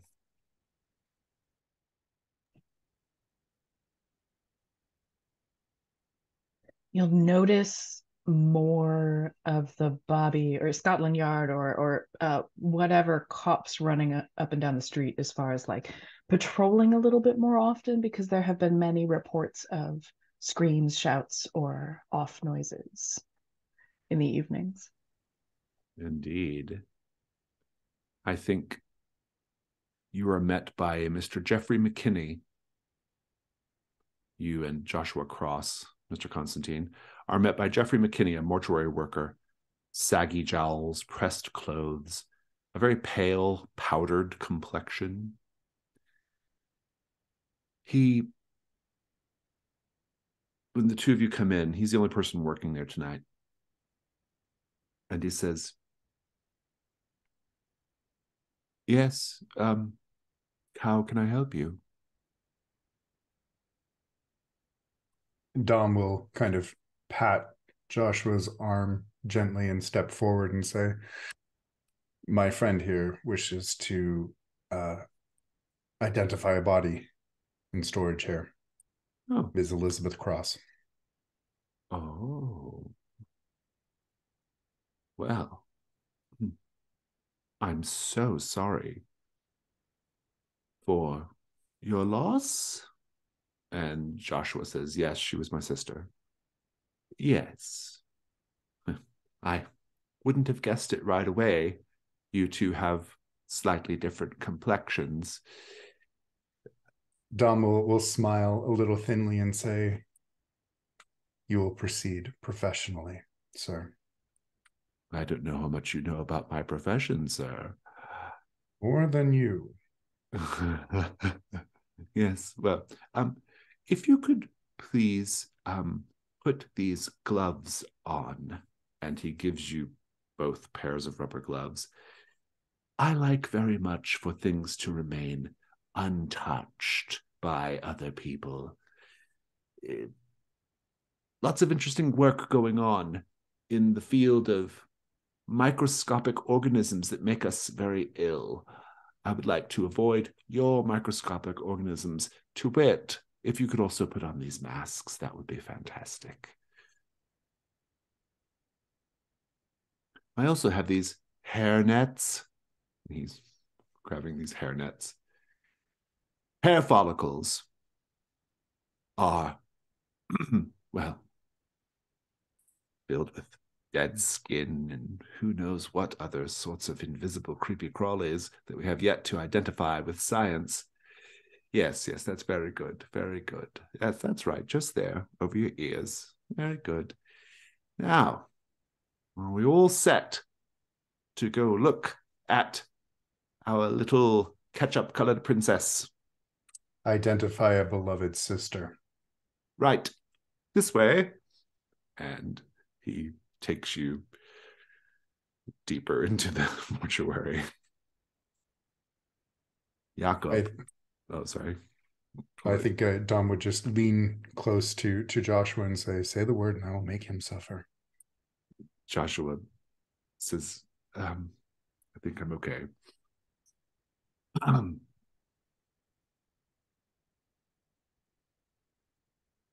Jakob, you are floating up the little tractor beam thing with Christian, who is taking the opportunity to do some midair, ballet things, not unlike Christmas last year. I was about to say the last time I saw you ascending like this, I intervened. I don't think I need to this time. You're eventually taken aboard Resplendent, where you are greeted by an enormous mechanical man with a hulking brass body and exposed and quite intricate silver cogs and 3 legs and he says to you, I live only to serve the great majesty of Jezad. I will not be stopped in executing his righteous orders. I cannot be stopped. Nothing you do will stop me. Please follow. Then follow we shall. We shall not Chunk, try to stop chunk, you. chunk, chunk, chunk, chunk. It's very slow, actually. Chunk, chunk, progressing.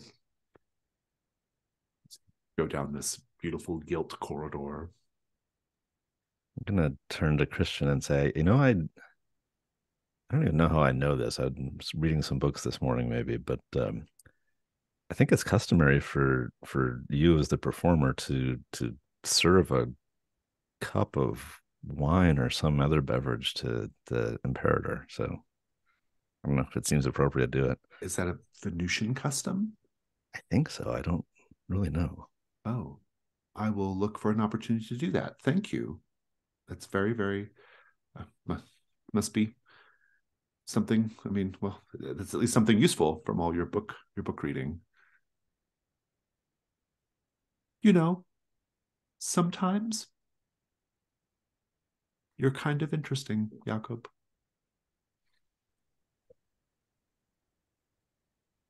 And you are equally charming, Christian.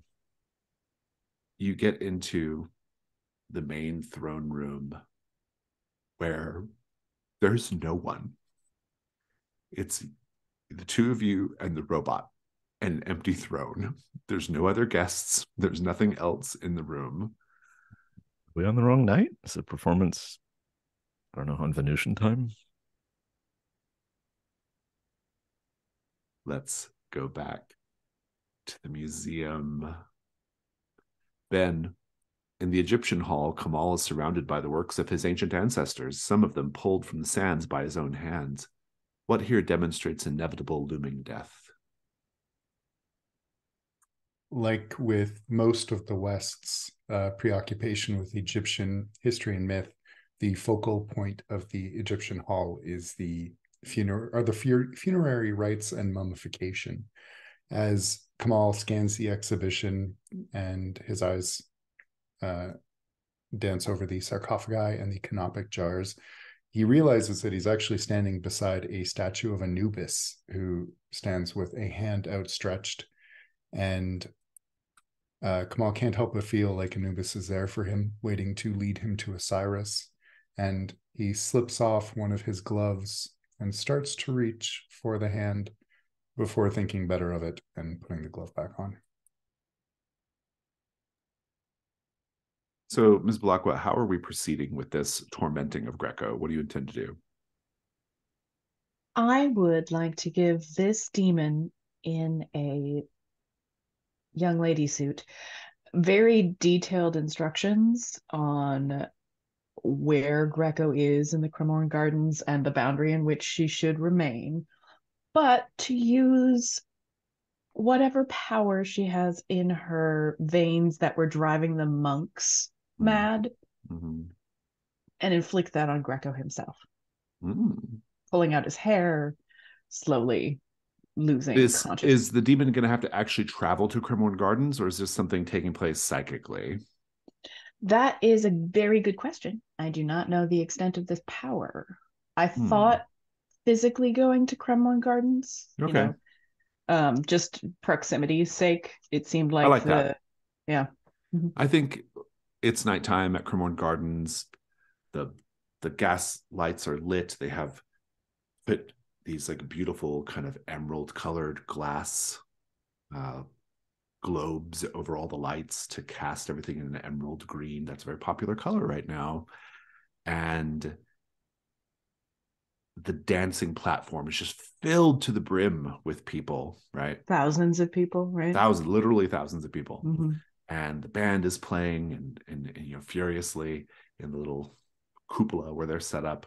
And there are families and there's drinking and there's people. You can hear the crash of the American bowling saloon pins. They've managed to get everything back together in pretty good order, considering there were a bunch of fucking murders a couple of nights ago. And everything is kind of just doing its thing, right? The demon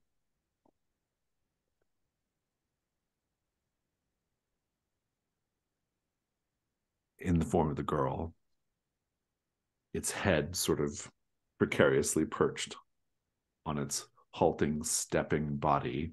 Instead of just a single ribbon, it's a lot of ribbon and a bow. Right. Also dressed in kind of a fun gown for the evening. The demon says, "When I see this sort of splendor, I almost think that your kind have shreds of redeemability within them. There's been a lot of fucking and killing here." Well, yes, and I'm hoping that you might do more of the same. We love that where I come from. We love to fuck and we love to kill. Perhaps it would be best if you told me how you plan to put yourself in his mind and drive him slowly mad instead of the fucking and the killing. I was thinking, since the boy calls himself the second-sighted, it would be most ironic indeed if he were to claw out his own eyes. Could he potentially also see things once his eyes were removed? Horrors? He might see things even better. I cannot stress enough how much I hate this. I can't call him a man. I hate this boy. Apparently, if you're sicking me on him. Well, what else are you to do? It's better Should than you we going... be engaging in some sort of negotiation, Ms. Belacqua? What am I getting in exchange for this little task? What is it that you want most? Except you know what I want. That. I would like one night a week where I get to wander the streets just like this, unsupervised. How many dead? A perfectly manageable number. More or less than your current fingers, girl?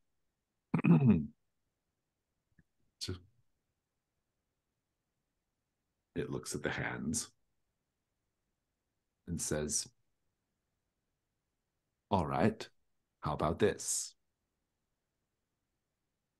No deaths, but terrible bouts of hatred and anger and madness. That should fit in perfectly fine in London, don't you think?" Yes, all right. But I have conditions of my own. Speak them. You affect no women. All right. The harm that you cause is the violence that men choose to do to one another.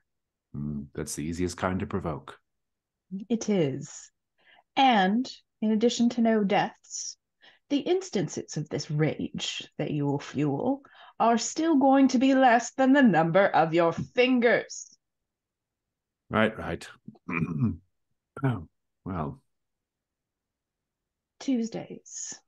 So long as you make him quite mad, you can have Tuesday evenings to yourself. Done and done. Mr. Constantine.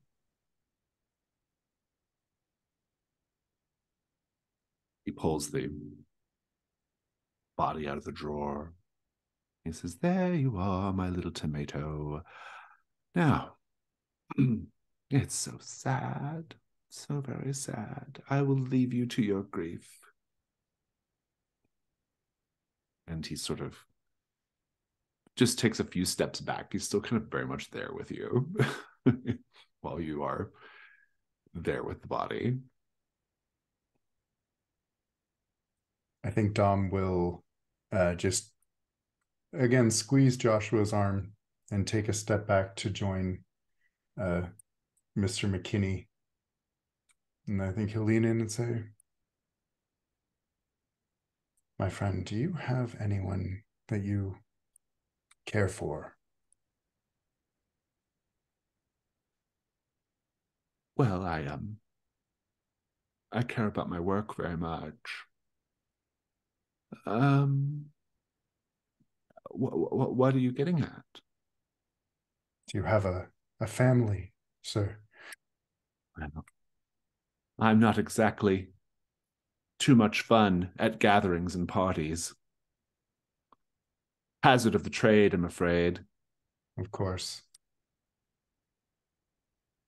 If you do not begin to impress me, sir, Oh, I will find someone, something that you love, and I will hurt them. duly noted, duly noted. And he kind of is looking at Joshua, crying over his sister's body. He says, it's good that she was brought here first, you know. And Some why people would don't, that be? well, some people don't mind letting the body of a loved one rot in their home for a few days before they put it in the ground. But this is better. Here, you see, it's safer, it's cleaner. There's no miasma to be concerned with here. Your gloves are a little loose there, friend. Just pull those right tight around your wrist, please. Thank you. And when she was brought here, were there any signs of what may have happened to her? Make the information move with presence.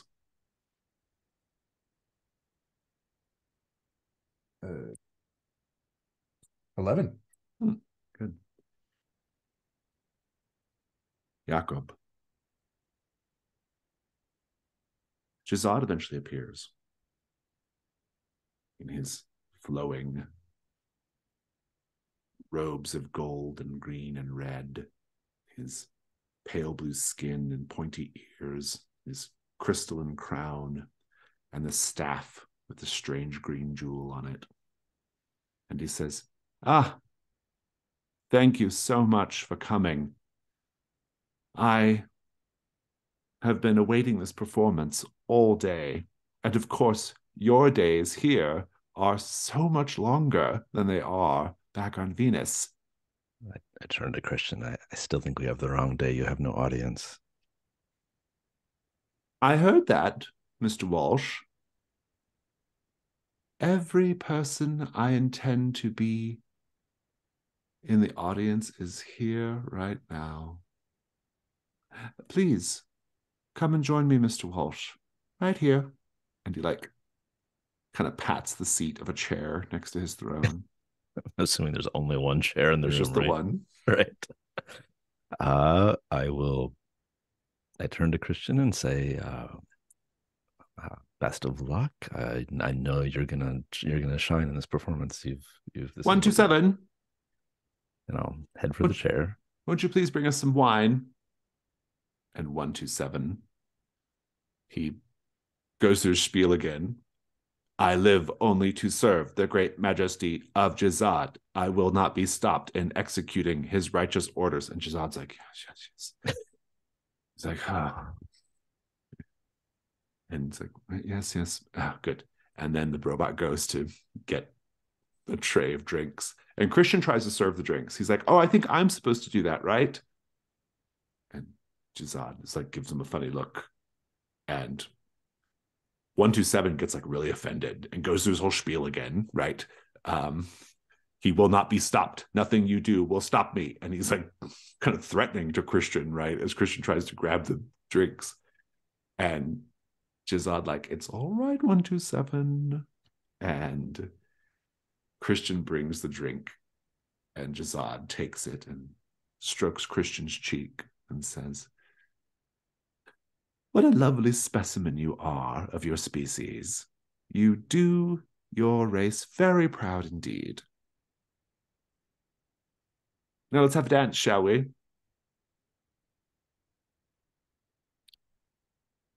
Our final stop at the museum. Kamal pauses in the doorway as he sees two young scholars meeting beneath the statue of Ganymede, one of them nervously clutching a pamphlet of Uranian poetry. As he watches, how do they awkwardly, wordlessly negotiate their assignation? There is a brief exchange of words at the beginning. One of them says, I've brought the book on Grecian drinking vessels that you requested, the craters in here, of course, the well-known one. And then the other scholar says, I brought a book for you as well, and hands over this book of Uranian poetry. To which the first scholar says, "Oh, John Addington Symonds. Oh."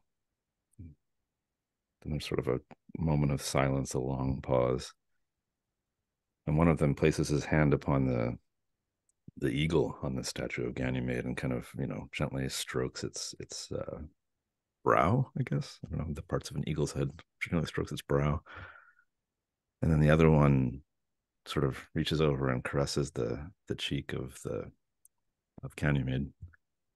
And then there's sort of a pause, a tap, and then like a point with sort of like a, shall we go this way? And then off they go, arm in arm. Ms. Balakwa, I think I would like the night move to see if the demon pulls this off. It's going to be with sensitivity. What are you afraid is going to happen if you fail? That I have just unleashed a demon upon thousands of people. Yeah, I think it's worse than that. You'll lose control of the demon entirely. Mm-hmm. Go ahead and roll with sensitivity. Totally fine. 9 plus 2 is 11. 11. No, You have 3 3. now. Yeah, you got 12. 12. Oh, indeed. Wait. I did that with sensitivity. Do I now uncheck the cosmic? No, different ritual. Apologies. Yeah, this is just a night move. Mm-hmm. I think Albertina Welk will come find you and invite you to dance with her. One dance. She asks how you enjoyed your orchid. It's a thing of beauty, much like yourself. Splendid.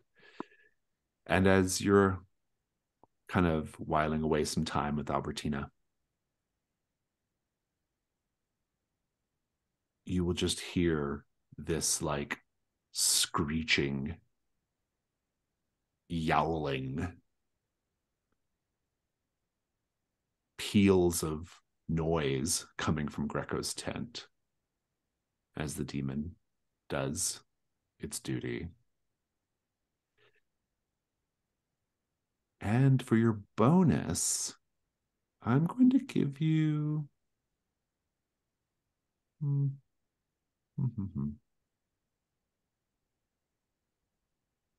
your bonus, I'm going to say that this circumstance that you've put Greco in, you'll be able to use it as leverage against Greco or to get Greco under your thumb.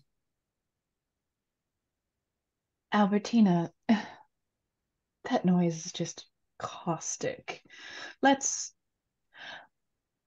Perhaps you'd like to come back to my place. He says, I thought you'd never ask, Miss Balakwa. And she will take you arm in arm as you go to find a cab. Mr. Constantine, Mr. McKinney, what'd you get on your die roll? An 11. 11. Okay, great.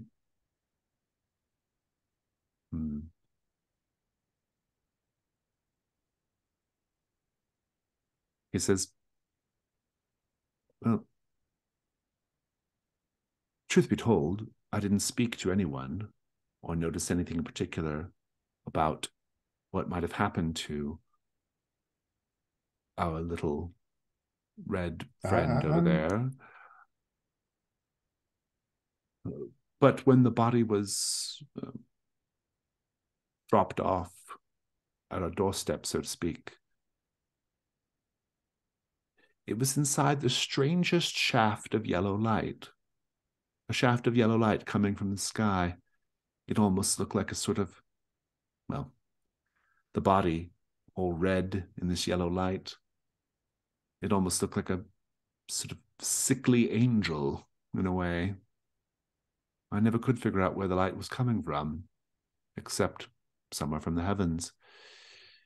Don't you think that's rather strange? It is, of course, rather strange, but of course, even more strange is, well, the color of our friend, her skin being something like the color of ragu.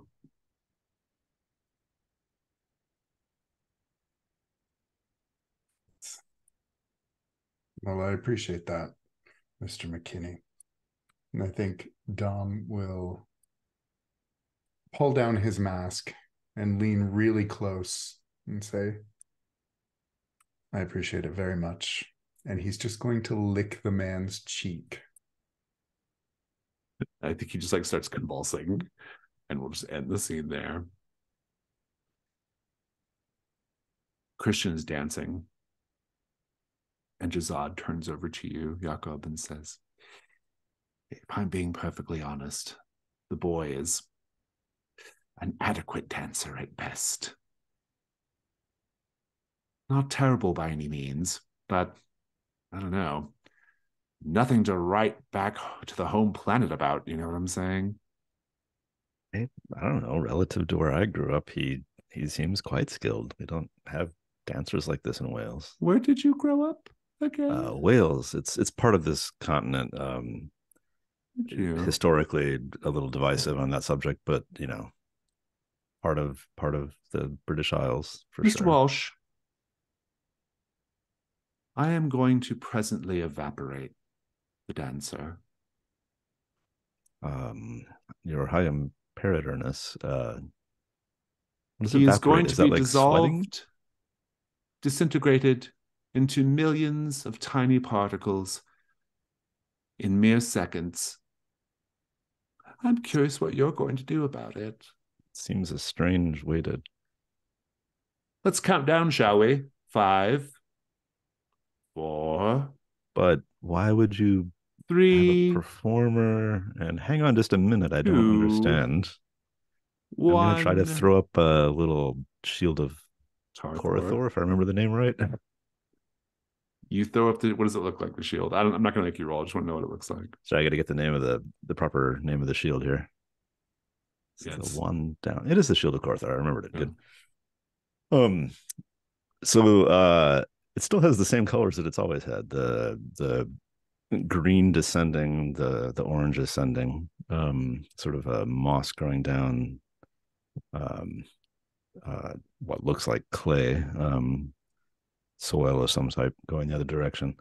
But yeah, try to put up a barrier between Christian and Jasad here. It works. Jazad's beam from his staff hits the barrier, and Jazad smiles. I have not seen the shield of Korathor in many, many years, Mr. Walsh. This has been a most illuminating meeting. Thank you. Christian, are you all right over there? And he doesn't even know what's happening. And he finishes his little number and strikes a pose, but no one can see it because there's a big barrier in front of him. All right. You say many years, your high imperator. We're done here, Mr. Walsh. Thank you. Been a fantastic guest. Very, very accommodating. But many years, that doesn't...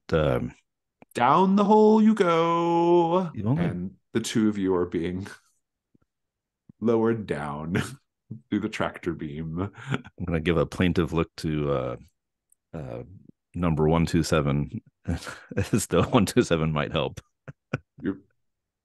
Jazad's waving to the both of you as you spiral down to the ground. And that will conclude our night phase.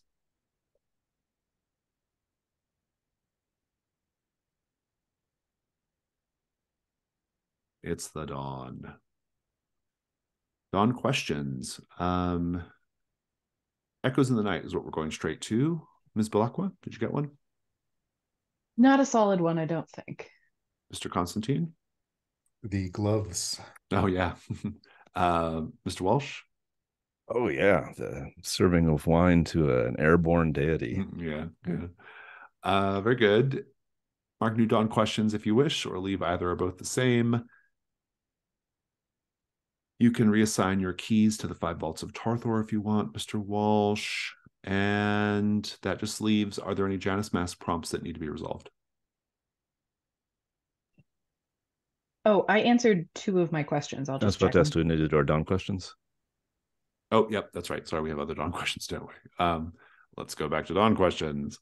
Ms. Balakwa, did you make love to a human in order to forget the darkness? Heavily implied. It was heavily implied. You can have it. Did you make Thank love you. to Dark Entity? Yes, you did, because it felt good. Bookended. Love Indeed. it. Mr. Constantine, did you try and go unnoticed in a public space?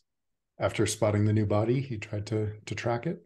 Yeah. Did you taste someone or something else's blood, sweat, or their bodily fluids? Yes, you did. And I'm going to give you an O on your hunt as well. Did you demonstrate extreme naivete when faced with the horrors of London, Mr. Walsh? It went as a +1 aboard a Venusian Yeah, spacecraft. I'll take it. Back into Did the you stick up for sewers. yourself while being bullied by another hunter? Oh, definitely. Very Val did good. a nice job setting up for that. And sorry, now we'll go back to Janus Mask. Does anybody have any prompts they need to do? Nope. Okay. Then we'll go straight to Stars and Wishes. Whoever wants to go first, take it away.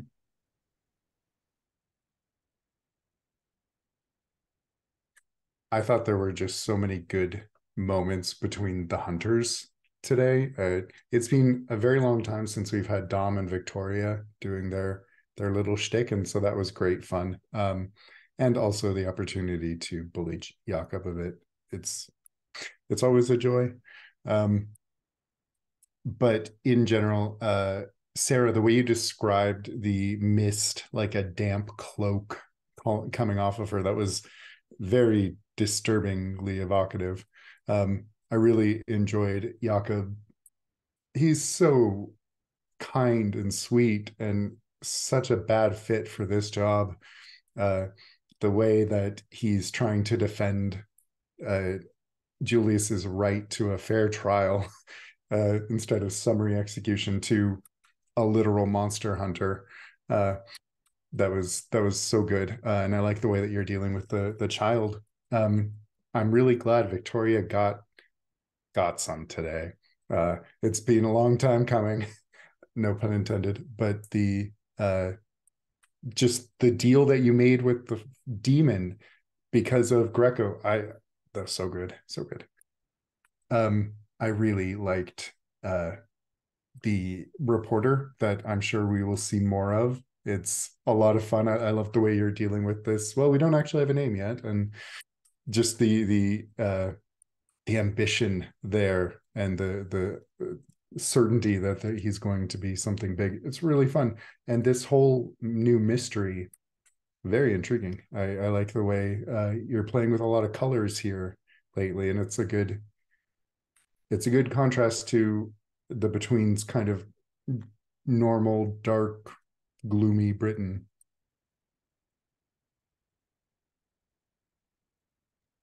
I'll jump in. That carriage ride you both opened with was amazing. It was really well described. And I'm liking that, I don't know, Greco, the second sided boy, kind of keeps popping back up as this sort of thorn in your side. What else? Ben, just the way you intonated where you kicked in the head was really great.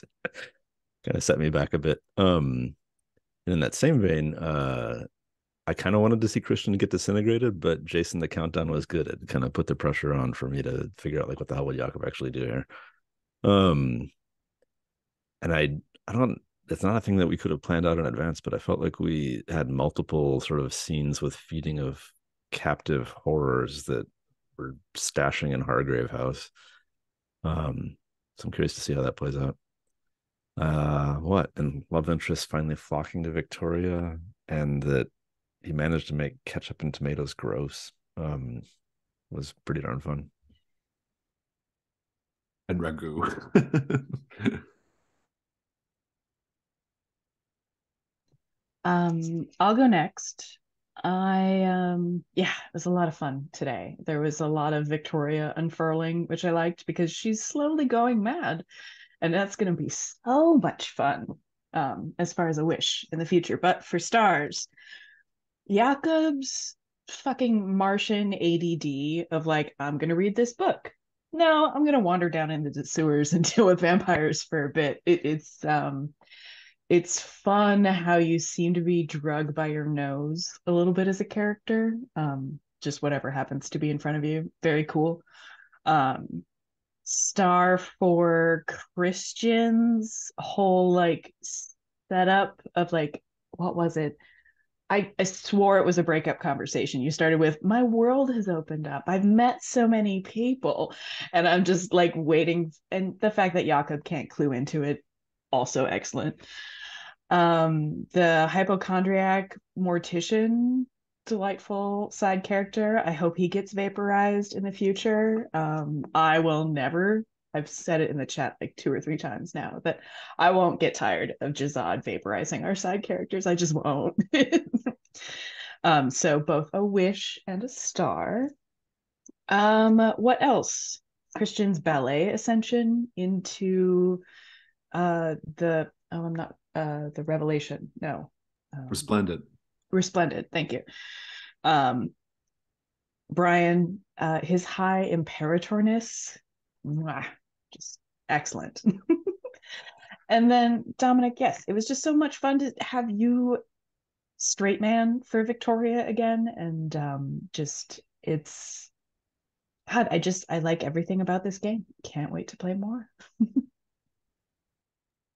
Yeah, stars.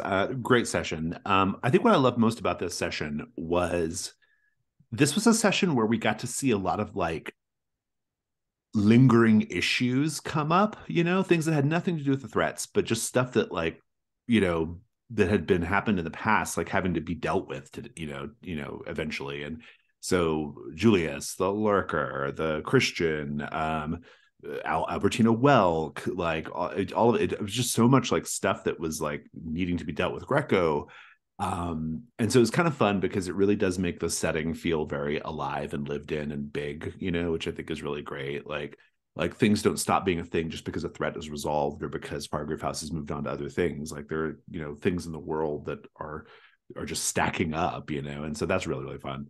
Love the carriage scene in the beginning. It was really, really great. I really enjoyed role playing the scene between Julius and Jakob. That was a lot of fun for me to play. Jasad continues to be very, very enjoyable to portray as well. I really enjoyed I kind of like this, like this whole campaign has been like weird morticians, this like collection of like weird, mortuary workers, which the medical field is very perverse this season. That's all been very fun. The demon is fun. Just a lot of good stuff today. Just had a really good time, and the setting just felt so vibrant and alive today. It always does, but like it really, really did today.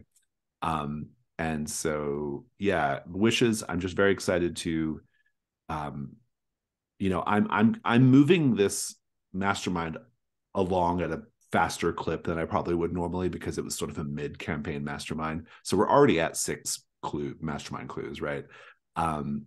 And so I'm kind of curious to see, now that Jazad has confirmed what he wanted to know, right? He just wanted to confirm that there is a Martian here. Like, what is that going to do for his planning and his ultimate scheme? We have to force a showdown between Jakob and Jazad. That's really important, I think, for this whole campaign. And so we'll see how that comes about. I really am curious to see about Jakob's like dawning awareness of his Martianness. Like I'm kind of ready for that to happen. I'm loving this like love quadrangle, quintangle with Ms. Balakwa. Like all Ms. Balakwa's like people and characters who are like into Ms. Balakwa. Like that's very fun. Yeah, and we're getting closer and closer to the beast as well. So there's a lot going on, and I'm very excited. And obviously, I'll be excited to get Lady Florence back into the mix as well. I think that's all I've got, though. Any other stars or wishes? Well, in that case, let's have a little scene, shall we? A little scene.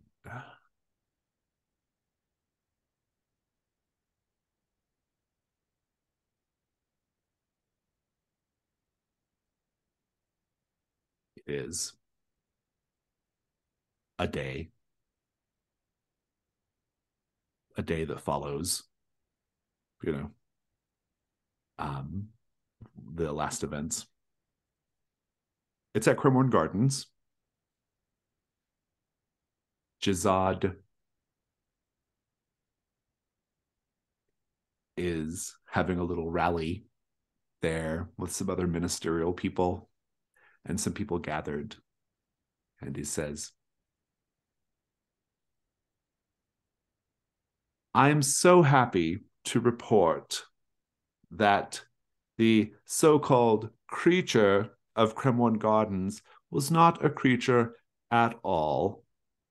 It was, in fact, a hoax being perpetrated by the people of the competing waxwork. That's right.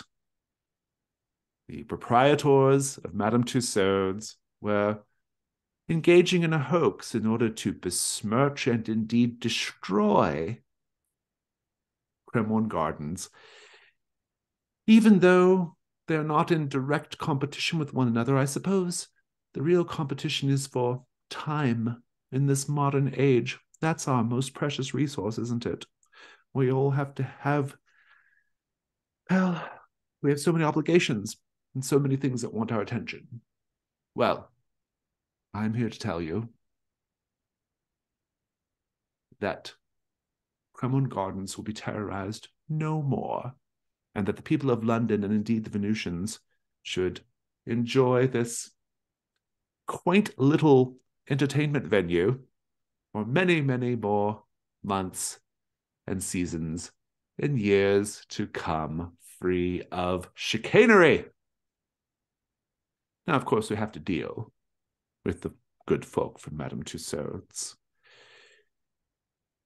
I shall be escorting them to Resplendent as part of my new ministerial duties, being the new minister for internal affairs in the city of London. But I think we could probably kick off with a preview of what the rest have to look forward to, shan't we? Mr. Tussaud? There's just a beam, just vaporizes him. And the crowd is like stunned. But then they let up a cheer. And Jazad smiles. All right, then. Let's get everyone back to Resplendent. We'll have little inquiries or trials or whatever. Ah, what a fantastic day of law enforcement, don't you think? Splendid. Later that night, aboard Resplendent, Jazad has Sven in front of him. And Jazad says, Lady Florence is going to go to your people in an attempt to rally against me, one great people against another. I don't fancy combat with the Atlanteans. I'd like to nip that in the bud. And so you're going to be my man on the inside, aren't you, Mr. Anderson? And Sven nods. He says, that's right. Because when this is all over, I'm going to make you the new Prince of Atlantis. And Sven is now a servant of the mastermind. And I will see you all next week.